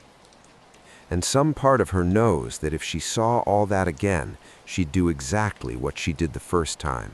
Press herself against a wall, freeze in terror, and do absolutely nothing while someone who trusted her got hurt. Because courage isn't something you can summon through willpower when genuine violence comes calling. And that knowledge, that certainty about her own limitations, is almost worse than the guilt. Chapter 8. Mason M. Hammond was 11 years old when a man named Donnie tried to lure him into the woods, and he's still not entirely sure what stopped him from going all the way inside that cabin. Luck, maybe, instinct, or possibly just the stubborn survival mechanism that kicks in when your brain finally catches up to what your gut has been screaming the whole time. The trip was supposed to be fun, a weekend family getaway to a cabin near Willow Creek, Oregon, in early December.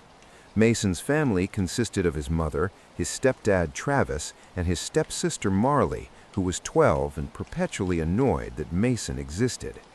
They'd rented a decent place near a lake, surrounded by tall trees and winter silence. The lake was frozen over, that dangerous kind of ice that looks solid but could crack under your weight, and the isolation was total. No neighbors within sight, no sounds except wind through pine needles and the occasional crack of ice settling. The cabin itself was nice enough. Warm wood stove, comfortable beds, the kind of rustic charm that city people pay premium prices for. Mason had been excited about it, imagining building snowmen and exploring the woods, all the adventures an 11-year-old dreams about when routine gets broken. The first night destroyed that excitement completely. Mason woke to footsteps in the snow outside his window. Not the quick scurrying of an animal, not the random cracking of ice or falling branches. Deliberate, heavy, slow footsteps, crunching through snow with the methodical pace of someone walking a perimeter. Someone checking windows, someone mapping the cabin's layout in the darkness. The footsteps would stop for 10, 15 seconds at a time. Mason would lie there frozen, listening to his own heartbeat, and then the crunching would resume, moving around the cabin, circling it like a predator studying prey. Mason scrambled out of bed and woke Marley, desperate for confirmation that he wasn't imagining it. They crept to the window together and peered out into the darkness. The shape was barely visible, just a silhouette in the tree line, too far away to make out details, but close enough that there was no mistaking it for a shadow or a trick of moonlight. It had the proportions of a man. It was standing completely still, facing the cabin. No face visible, just an outline that suggested someone was watching them watch him. Neither of them slept the rest of that night. They sat together in Mason's room, backs against the wall, jumping at every sound until dawn finally broke and the shape was gone. Morning felt safer. Travis was making breakfast, Mason's mother was humming in the kitchen, and the terror of the night before seemed almost silly in daylight. When Mason mentioned it to Travis during breakfast, his stepdad laughed it off, probably just an animal, or a tree that looked weird in the darkness, or Mason's imagination running wild. Nothing to worry about. Then Travis went out to clear snow from the porch, and Mason followed to help. That's when they met Donnie. He appeared from the direction of the trees, walking up to the cabin like he had every right to be there. Short and stocky, maybe late 40s or early 50s, wearing a heavy camo jacket and a canvas hunting cap, despite the fact that it was barely freezing. What struck Mason immediately was the sweat. Donnie was sweating heavily, his face flushed and damp, breathing hard like he'd been running, even though he was walking casually. In December, in Oregon, in weather cold enough to see your breath. Travis greeted him warmly, that automatic small-town friendliness that assumes anyone approaching must be a neighbor with good intentions.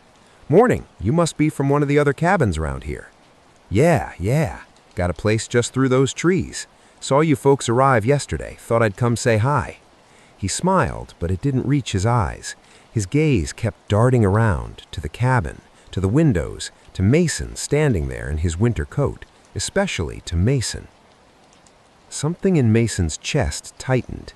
He was 11, not stupid, and something about this man felt wrong in a way he couldn't articulate. So he said the first thing that came to mind, the polite concern kids are taught to express. "Are you all right? You look nervous." Donnie's laugh came too fast, too loud. "Oh, that's just old Marine nerves, kid. Cold weather messes with me, you know? Body remembers stuff, even when your brain doesn't." The explanation made sense on the surface, but it didn't explain the sweat or the way Donnie couldn't seem to stand still, shifting his weight constantly like he was either anxious or excited or both. Still, Travis seemed satisfied, and when Travis invited Donnie in for breakfast, the man accepted before Mason could think of a reason to object. Breakfast was awkward. Donnie made small talk, where they were from, how long they were staying, what they planned to do for fun. Nothing overtly alarming, nothing Mason could point to as definitively wrong, but Mason couldn't shake the feeling of being studied, assessed, measured for something he didn't understand.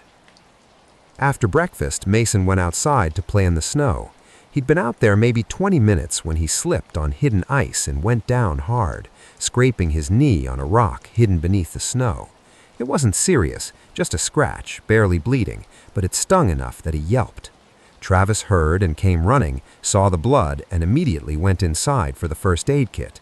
And in the 30 seconds that Travis was inside the cabin, Donnie was beside Mason, kneeling in the snow, his hand reaching out.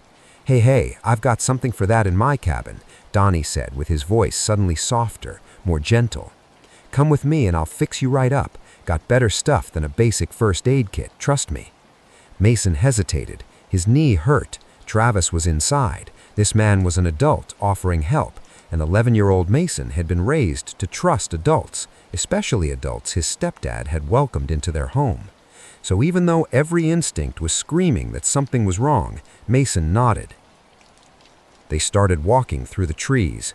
Donnie kept a steady stream of conversation, asking about school, about friends, about what Mason liked to do for fun. Normal adult questions, the kind of teachers and parents' friends ask to seem interested. But the walk kept going. 5 minutes, 10 minutes, 15 minutes of winding through trees that all looked the same, getting farther and farther from the rented cabin, and Mason started to realize that just through those trees was a lie. No cabin would be this far away and still count as a neighbor. Finally, through the trees ahead, Mason saw it, a structure that made his stomach drop. It wasn't a cabin, it was barely a shack. Boarded windows, blue tarp covering part of the roof, the whole thing sagging and neglected, looking like it had been abandoned years ago and then squatted in by someone who had no right to be there. There was no smoke from a chimney, no lights, no sounds except wind through pine needles and the occasional crack of ice settling. The cabin itself was nice enough. Warm wood stove, comfortable beds, the kind of rustic charm that city people pay premium prices for. Mason had been excited about it, imagining building snowmen and exploring the woods, all the adventures an 11-year-old dreams about when routine gets broken. The first night destroyed that excitement completely. The interior was exactly as awful as the smell suggested. Cold, dark, completely wrong. Mason's eyes adjusted slowly to the dimness, revealing a space that looked more like an abandoned shack than anyone's home. No furniture, except what might have been a sleeping bag in the corner. No decoration, no personal items, nothing that suggested actual living, just existing in the most minimal way possible. Donnie brushed past him and went to a beat-up cardboard box in the corner, rummaging through it. He pulled out a single Band-Aid, generic, cheap, the kind you get in a gas station, not the better supplies he'd promised, not medical equipment that would justify a 20-minute walk through freezing woods. He knelt beside Mason and applied the Band-Aid to the scratch, his movements slow and deliberate. His hands stayed on Mason's leg longer than necessary, fingers pressing into the muscle. "You got strong legs for a kid," Donnie said, his voice different now, quieter, more intense. "That's good. That's real good." Mason's skin crawled. He tried to step back, but Donnie's hand tightened on his leg, not painfully but firmly, keeping him in place. "Why don't you stick around a bit?" Donnie continued, standing up but keeping himself between Mason and the door. "I've got snacks, got some toys too. Games. You like games, right? We could hang out." Then came the questions that made Mason's blood turn to ice. How much did he weigh? Was he strong for his age? Did he play sports? Did his parents keep close track of him, or did they let him explore on his own?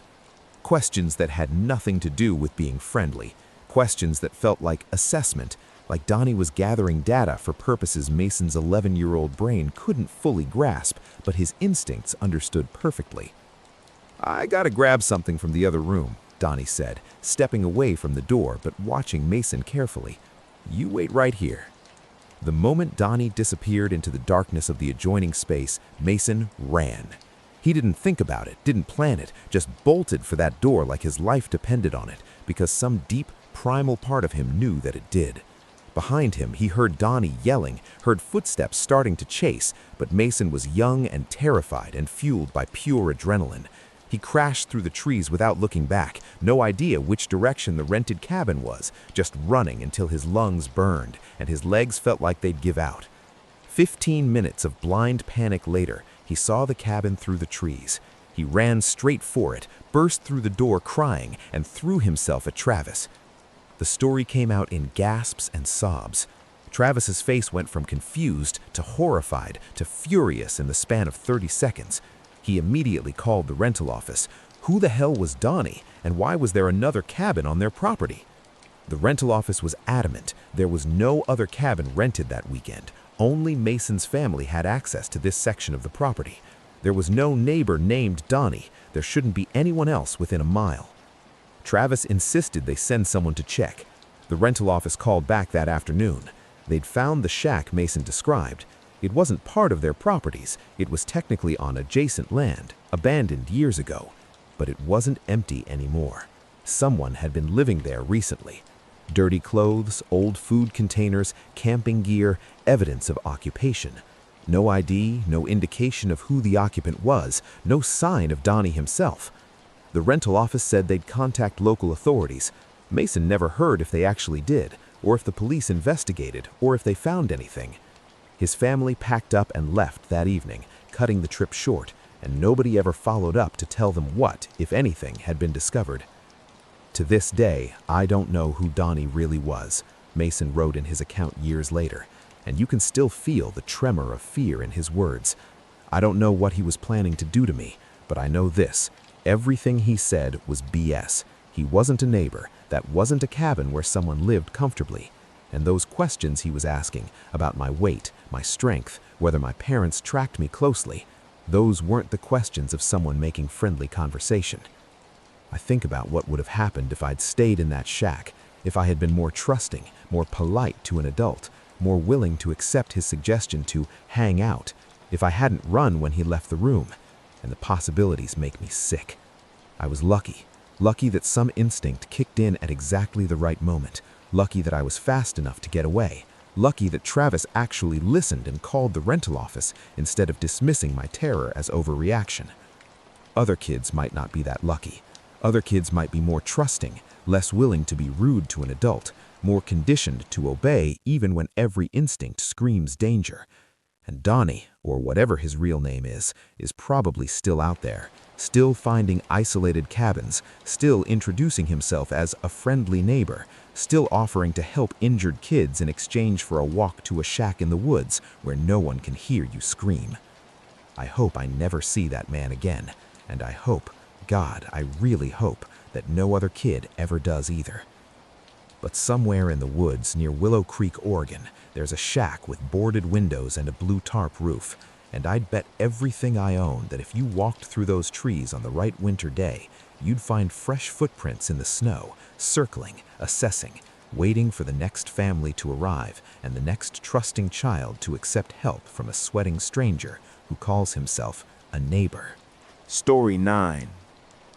Iris Caldwell was 19 years old when something knocked on the cabin door in Pigeon Forge, Tennessee, and she made the single best decision of her life.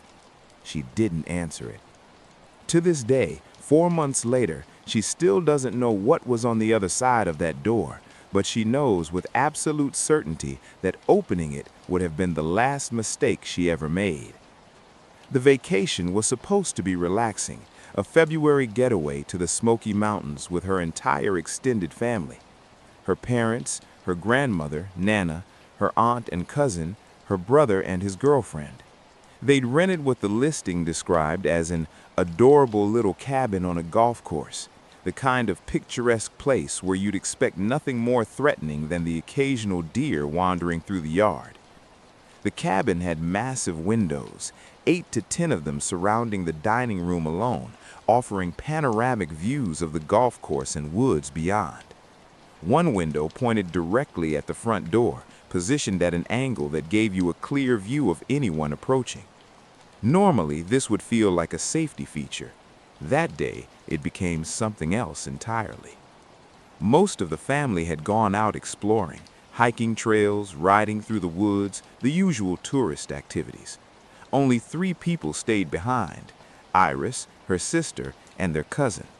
They'd set up in the dining room to play Cards Against Humanity, taking advantage of the quiet to have the kind of inappropriately hilarious conversations the game encourages. About 30 minutes after the others left, someone knocked on the front door. It was a normal knock, nothing aggressive, nothing unusual, just a polite rap that could have been a delivery person or a neighbor or the property manager checking in. Iris was in the kitchen checking on cookies in the oven, her back to the dining room when she heard it. She started to turn toward the door, planning to answer it like a normal person would, but something made her pause. Her sister was sitting at the dining table with a direct view of the front door through that angled window. Her cousin was in the same room, also facing the door. Both of them should have been able to see whoever was knocking. But her sister was staring at the door with an expression Iris had never seen on her face before. Not fear exactly, but a kind of frozen confusion that suggested something was deeply wrong. And their cousin was looking at Iris with an expression that defied description. Not scared, not confused, just knowing. Like she'd seen something she couldn't explain and needed to communicate it without speaking. Iris was halfway to the door when her sister called out from behind her. Iris. Just her name. But her sister hadn't called her Iris in years, not since 3rd grade when they were kids and formal names felt important. Since then, it had been nicknames, shortened versions, anything but her legal government name.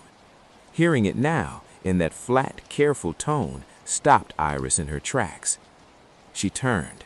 Her sister was still sitting at the table, still staring at the door, still visible to Iris, which meant she absolutely hadn't been the one who just called out. But Iris had heard it, in her sister's voice, using her full name, coming from somewhere behind her, near the door. The knock came again. Same rhythm, same politeness, same absolute normalcy that somehow felt like the most abnormal thing Iris had ever experienced. Every instinct Iris possessed was screaming at her not to open that door, not to answer, not to acknowledge whatever was on the other side. She couldn't articulate why, couldn't point to a specific detail that was wrong, but the combination of her sister's expression, her cousin's knowing look, and the voice that had used her name in a way her sister never would, had crystallized into absolute certainty. Opening that door would be a mistake she wouldn't survive to regret. So Iris did something that felt incredibly rude, incredibly paranoid, and incredibly necessary. She walked back to the dining table, sat down, picked up her cards, and pretended nothing had happened. The three of them sat there in silence, not playing, barely breathing, just waiting. The knock didn't come again. After maybe 5 minutes, the tension started to ease. Whatever was at the door was gone, or had given up, or had never been there at all, though all three of them knew that last option wasn't true. But the incident wasn't isolated. It was part of a pattern Iris hadn't recognized until later. The night before, Iris was on the phone with her cousin, standing on the porch near the hot tub. The cabin was built on a hill, and from the porch you could see down to a golf cart bridge maybe 50 yards away. Iris had stepped outside feeling suffocated by the warmth inside, needing air and space and the quiet of the mountain night. She'd been talking for maybe 10 minutes when she glanced down toward the bridge and saw it. Something standing there, just standing, perfectly still, looking directly up at the porch, looking directly at her. At first, Iris's brain categorized it as a man, just a guy out for an evening walk on the golf course, nothing unusual. But the longer she looked, the more it felt wrong. The figure wasn't moving at all, not shifting weight, not looking around, not doing anything a person would naturally do while standing outside at night. Just staring upward with absolute focus. Story 9. Iris Caldwell was 19 years old when something knocked on the cabin door in Pigeon Forge, Tennessee, and she made the single best decision of her life. She didn't answer it. To this day, 4 months later, she still doesn't know what was on the other side of that door, but she knows with absolute certainty that opening it would have been the last mistake she ever made. The vacation was supposed to be relaxing, a February getaway to the Smoky Mountains with her entire extended family. Her parents, her grandmother, Nana, her aunt and cousin, her brother and his girlfriend. They'd rented what the listing described as an adorable little cabin on a golf course, the kind of picturesque place where you'd expect nothing more threatening than the occasional deer wandering through the yard. The cabin had massive windows, 8 to 10 of them surrounding the dining room alone, offering panoramic views of the golf course and woods beyond. One window pointed directly at the front door, positioned at an angle that gave you a clear view of anyone approaching. Normally, this would feel like a safety feature. That day, it became something else entirely. Most of the family had gone out exploring, hiking trails, riding through the woods, the usual tourist activities. Only 3 people stayed behind: Iris, her sister, and their cousin. They'd set up in the dining room to play Cards Against Humanity, taking advantage of the quiet to have the kind of inappropriately hilarious conversations the game encourages. About 30 minutes after the others left, someone knocked on the front door. It was a normal knock, nothing aggressive, nothing unusual, just a polite rap, rap, rap that could have been a delivery person or a neighbor or the property manager checking in. Iris was in the kitchen checking on cookies in the oven, her back to the dining room when she heard it. She started to turn toward the door, planning to answer it like a normal person would, but something made her pause. Her sister was sitting at the dining table with a direct view of the front door through that angled window. Her cousin was in the same room, also facing the door. Both of them should have been able to see whoever was knocking. But her sister was staring at the door with an expression Iris had never seen on her face before. Not fear exactly, but a kind of frozen confusion that suggested something was deeply wrong. And their cousin was looking at Iris with an expression that defied description. Not scared, not confused, just knowing. Like she'd seen something she couldn't explain and needed to communicate it without speaking. Iris was halfway to the door when her sister called out from behind her. Iris. Just her name. But her sister hadn't called her Iris in years, not since 3rd grade when they were kids and formal names felt important. Since then, it had been nicknames, shortened versions, anything but her legal government name. Hearing it now, in that flat, careful tone, stopped Iris in her tracks. She turned. Her sister was still sitting at the table, still staring at the door, still visible to Iris, which meant she absolutely hadn't been the one who just called out. But Iris had heard it, in her sister's voice, using her full name, coming from somewhere behind her, near the door. The knock came again. Same rhythm, same politeness, same absolute normalcy that somehow felt like the most abnormal thing Iris had ever experienced. Every instinct Iris possessed was screaming at her not to open that door, not to answer, not to acknowledge whatever was on the other side. She couldn't articulate why, couldn't point to a specific detail that was wrong, but the combination of her sister's expression, her cousin's knowing look, and the voice that had used her name in a way her sister never would, had crystallized into absolute certainty. Opening that door would be a mistake she wouldn't survive to regret. So Iris did something that felt incredibly rude, incredibly paranoid, and incredibly necessary. She walked back to the dining table, sat down, picked up her cards, and pretended nothing had happened. The 3 of them sat there in silence, not playing, barely breathing, just waiting. The knock didn't come again. After maybe 5 minutes, the tension started to ease. Whatever was at the door was gone, or had given up, or had never been there at all, though all 3 of them knew that last option wasn't true. But the incident wasn't isolated. It was part of a pattern Iris hadn't recognized until later. The night before, Iris was on the phone with her cousin, standing on the porch near the hot tub. The cabin was built on a hill, and from the porch you could see down to a golf cart bridge maybe 50 yards away. Iris had stepped outside feeling suffocated by the warmth inside, needing air and space and the quiet of the mountain night. She'd been talking for maybe 10 minutes when she glanced down toward the bridge and saw it. Something standing there, just standing, perfectly still, looking directly up at the porch, looking directly at her. At first, Iris's brain categorized it as a man, just a guy out for an evening walk on the golf course, nothing unusual. But the longer she looked, the more it felt wrong. The figure wasn't moving at all, not shifting weight, not looking around, not doing anything a person would naturally do while standing outside at night. just staring upward with absolute focus. Story 10. Wendell was in his mid-20s, working as a delivery driver for a shipping company, when he walked into what he's convinced was an active crime scene. He quit the job a week later, partly because of the hours, partly because of the pay, but mostly because he couldn't shake the feeling that if he ever got sent back to that address, he wouldn't come back at all. The route that day took him deeper into the deep south than he'd ever been before.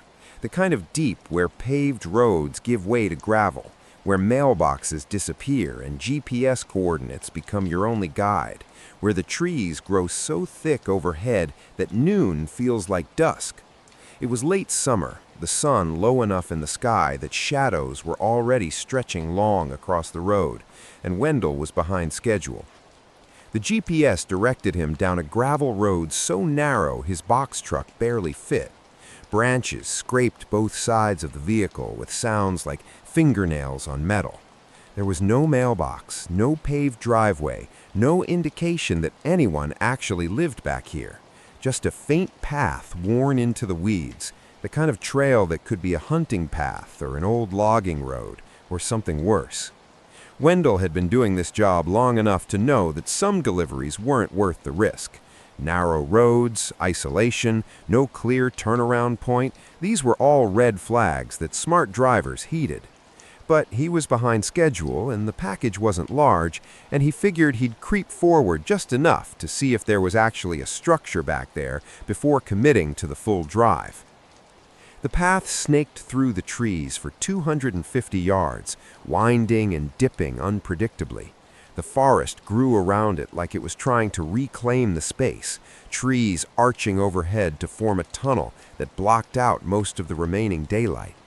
Wendell's hands were white-knuckled on the steering wheel as he navigated, constantly calculating whether he could back out if he needed to, whether the soft shoulders would hold the truck's weight or send it sliding into the ravine he could barely see through the undergrowth. He passed a truck halfway in, old, maybe from the 1970s, completely broken down, rusted to hell, tires flat and sunk so deep into the earth that the forest was growing around them. Vines climbed through the wheel wells, saplings had sprouted in what used to be the truck bed.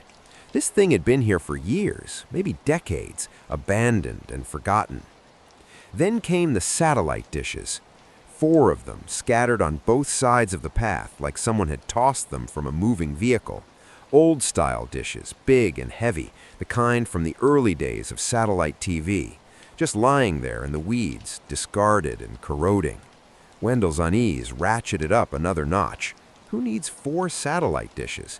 And why throw them away instead of properly disposing of them? What were they trying to receive out here that required 4 separate dishes? Finally, the cabin came into view and Wendell's stomach dropped. It wasn't a cabin, it was a shack. Warped siding, sagging porch, windows that looked like they hadn't been cleaned in years. The whole structure leaned slightly to one side, like it was considering collapse but couldn't quite commit. An old wooden door with a cloudy glass panel was the only entry point visible from where Wendell parked. The silence was total.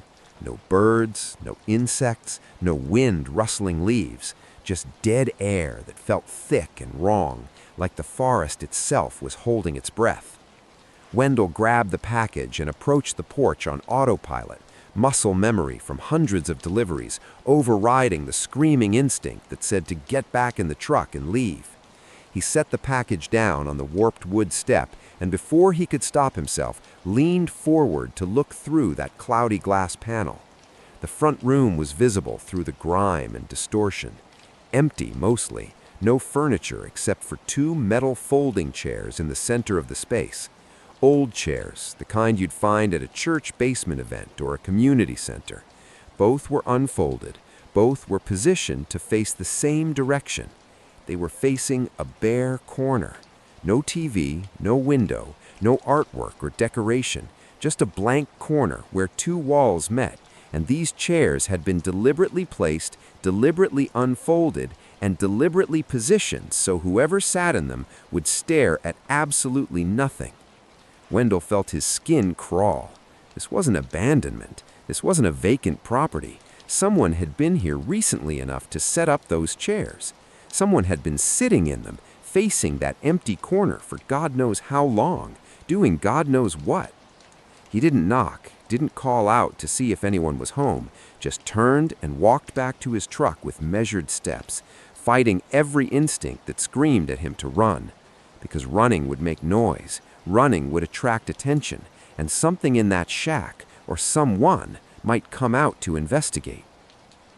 The pressure started as soon as he turned his back on the door, a weight between his shoulder blades, the unmistakable sensation of being watched by something close enough to touch him if it wanted to.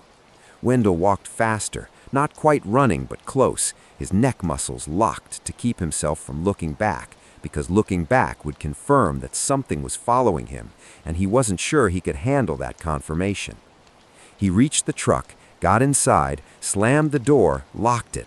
Only then did he allow himself to look back through the windshield at the shack. It looked empty, normal, abandoned, like nothing had ever been wrong with it. But Wendell couldn't shake the feeling that something was standing just inside that cloudy glass panel, watching him with the same patient intensity he'd felt on his back, waiting to see if he'd do anything else stupid, like try to investigate or come back. He started the truck and began the slow, careful process of backing out.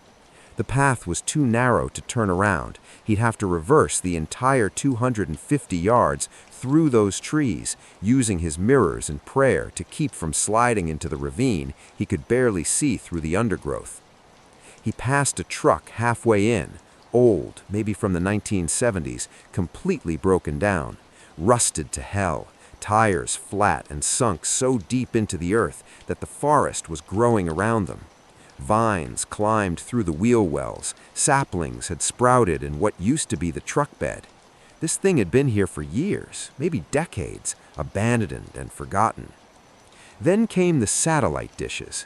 4 of them scattered on both sides of the path like someone had tossed them from a moving vehicle.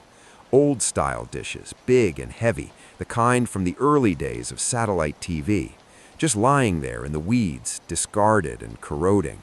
Wendell's unease ratcheted up another notch. Who needs 4 satellite dishes, and why throw them away instead of properly disposing of them? What were they trying to receive out here that required 4 separate dishes? Finally, the cabin came into view, and Wendell's stomach dropped. It wasn't a cabin, it was a shack. Warped siding, sagging porch, windows that looked like they hadn't been cleaned in years. The whole structure leaned slightly to one side, like it was considering collapse but couldn't quite commit. An old wooden door with a cloudy glass panel was the only entry point visible from where Wendell parked. The silence was total.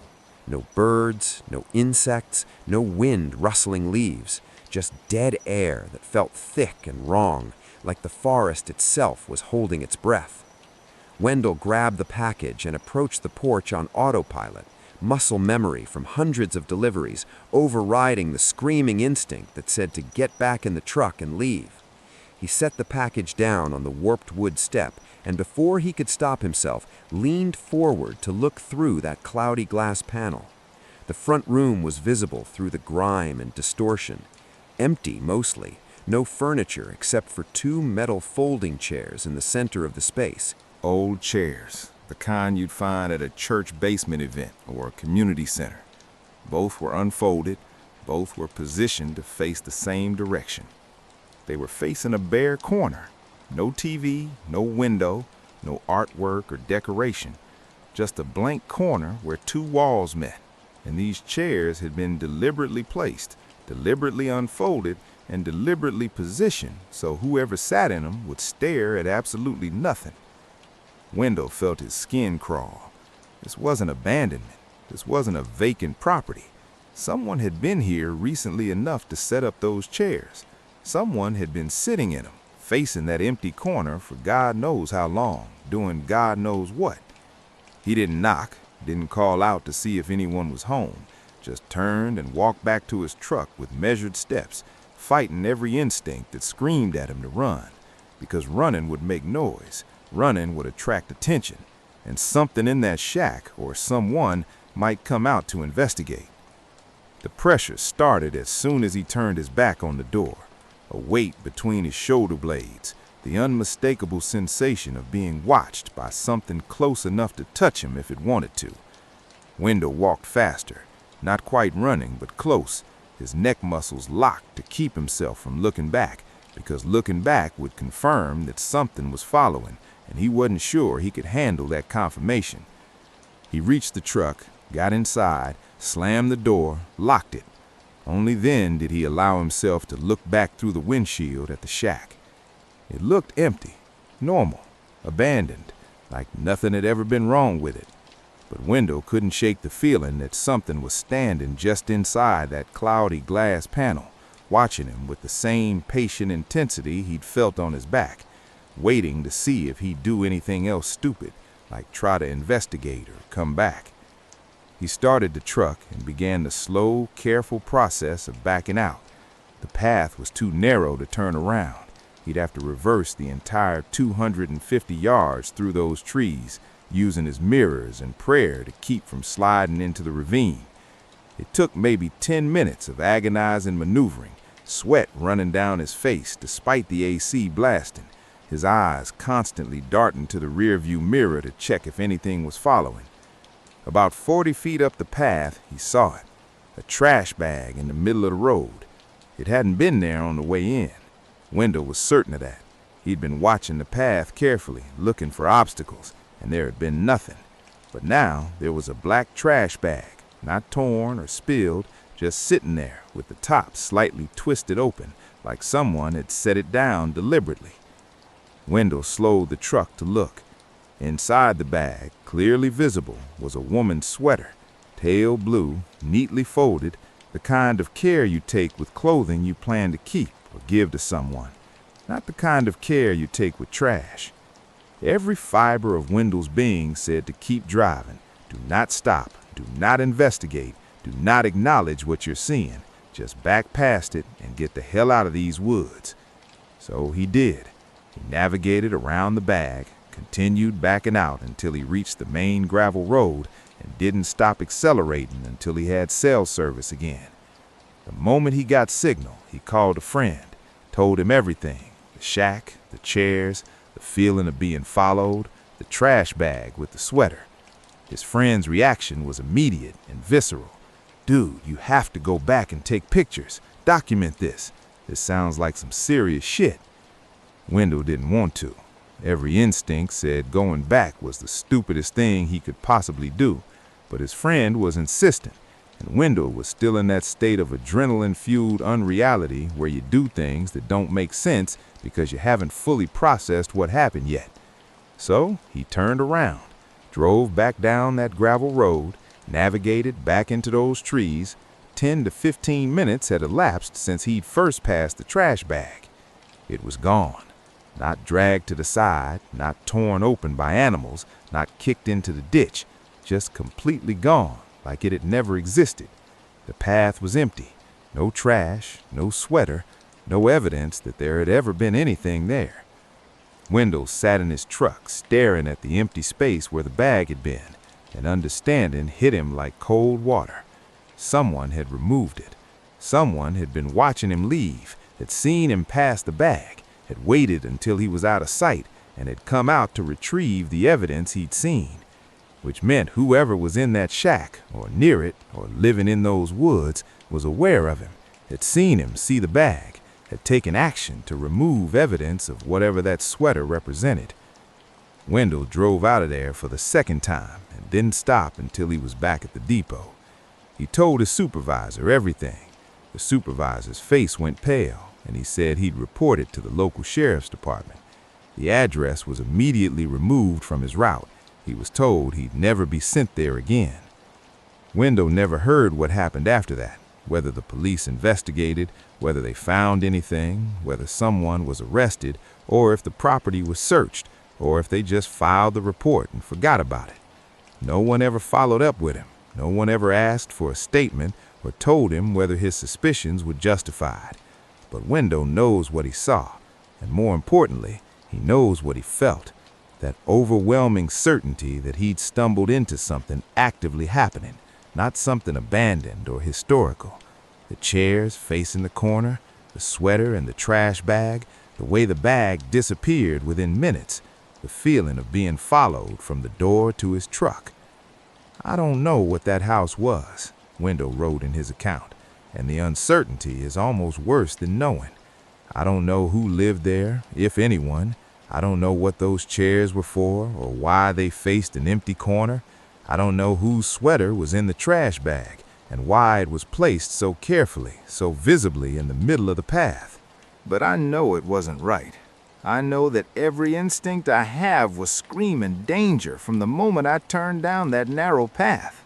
I know that feeling of being followed was real. I could feel eyes on my back, feel the weight of attention from something that wanted me to know I'd been seen. And I know that someone removed that trash bag within 15 minutes, which means someone was close enough to watch me, to see what I'd noticed, to take action the moment I was out of sight. I quit a week later. The job had other problems, long hours, bad pay, the usual delivery driver complaints. But that delivery was the breaking point. I couldn't shake the image of those chairs facing that corner. Couldn't stop wondering what someone would be staring at for so long that they'd set up permanent seating. Couldn't stop calculating how many women's sweaters might be buried in those woods if I'd been able to search them. The worst part is not knowing. Was it human trafficking? A murder dump site? Some kind of ritualistic setup that I don't have context for? Was I looking at evidence of crimes already committed, or was I interrupting something in progress? Would that sweater have been the next victim's if I hadn't seen it? If whoever put it there hadn't been forced to remove it? I'll never know. And maybe that's for the best, because knowing might mean I'd have to testify, might mean becoming a target myself, might mean putting my name and face on record as the person who saw something they weren't supposed to see. But I do know this. I got out of there alive purely because I didn't investigate further, because I didn't knock on that door despite seeing those chairs, because I didn't stop to examine the trash bag despite my curiosity, because some deeply buried survival instinct overruled everything else and just said leave now and don't look back. Wendell still drives for a living. Different company, different routes, same basic job, but he's developed rules now. If a path looks too narrow, he doesn't take it. If a location feels wrong, he leaves the package at the property line. If he gets that sensation of being watched, he's back in his truck and gone without delivering anything. His supervisors think he's paranoid. His co-workers think he's lazy. But Wendell is alive, and he's not haunted by the knowledge of what would have happened if he'd been braver or more curious or more dedicated to completing every delivery no matter what. And somewhere in the deep south, at the end of a narrow gravel path overgrown with forest, there's a shack with cloudy windows and a sagging porch. Inside, 2 metal folding chairs still face an empty corner. Outside, the woods are silent and waiting. And if you're foolish enough to drive down that path, foolish enough to look through that glass panel, foolish enough to see what I saw, you might make it out. But you'll leave something behind in those woods, some piece of innocence, some trust in the basic safety of the world, some certainty that the worst horrors are the ones you read about and not the ones you stumble into on a late summer afternoon when you're just trying to finish your delivery route and get home for dinner. And that concludes our journey through 10 true accounts of cabin stays that went horrifyingly wrong. Leon, Donald, and the camp counselors, Ricardo, Edwin, Judith, Mason, Iris, and Wendell, they all sought isolation for different reasons. What they found were experiences that would forever reshape their understanding of safety and reality. Some encountered the supernatural, mysterious orbs, pale entities, time slips, territorial spirits, mimicking voices. Others faced human predators operating in the darkness that isolation provides. And some experiences sit in that uncomfortable space between, leaving us to wonder which possibility is actually worse. What unites these stories is the lasting impact. True fear doesn't end when you lock the door or drive away. It follows you home, changes how you see the world, becomes part of who you are. So the next time you book that remote cabin, remember these 10 people.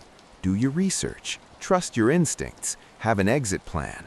Don't ignore warning signs for politeness or convenience, because as these survivors learned, the scariest part of isolation isn't what you imagine might be out there. It's discovering what actually is and realizing you're completely alone with it.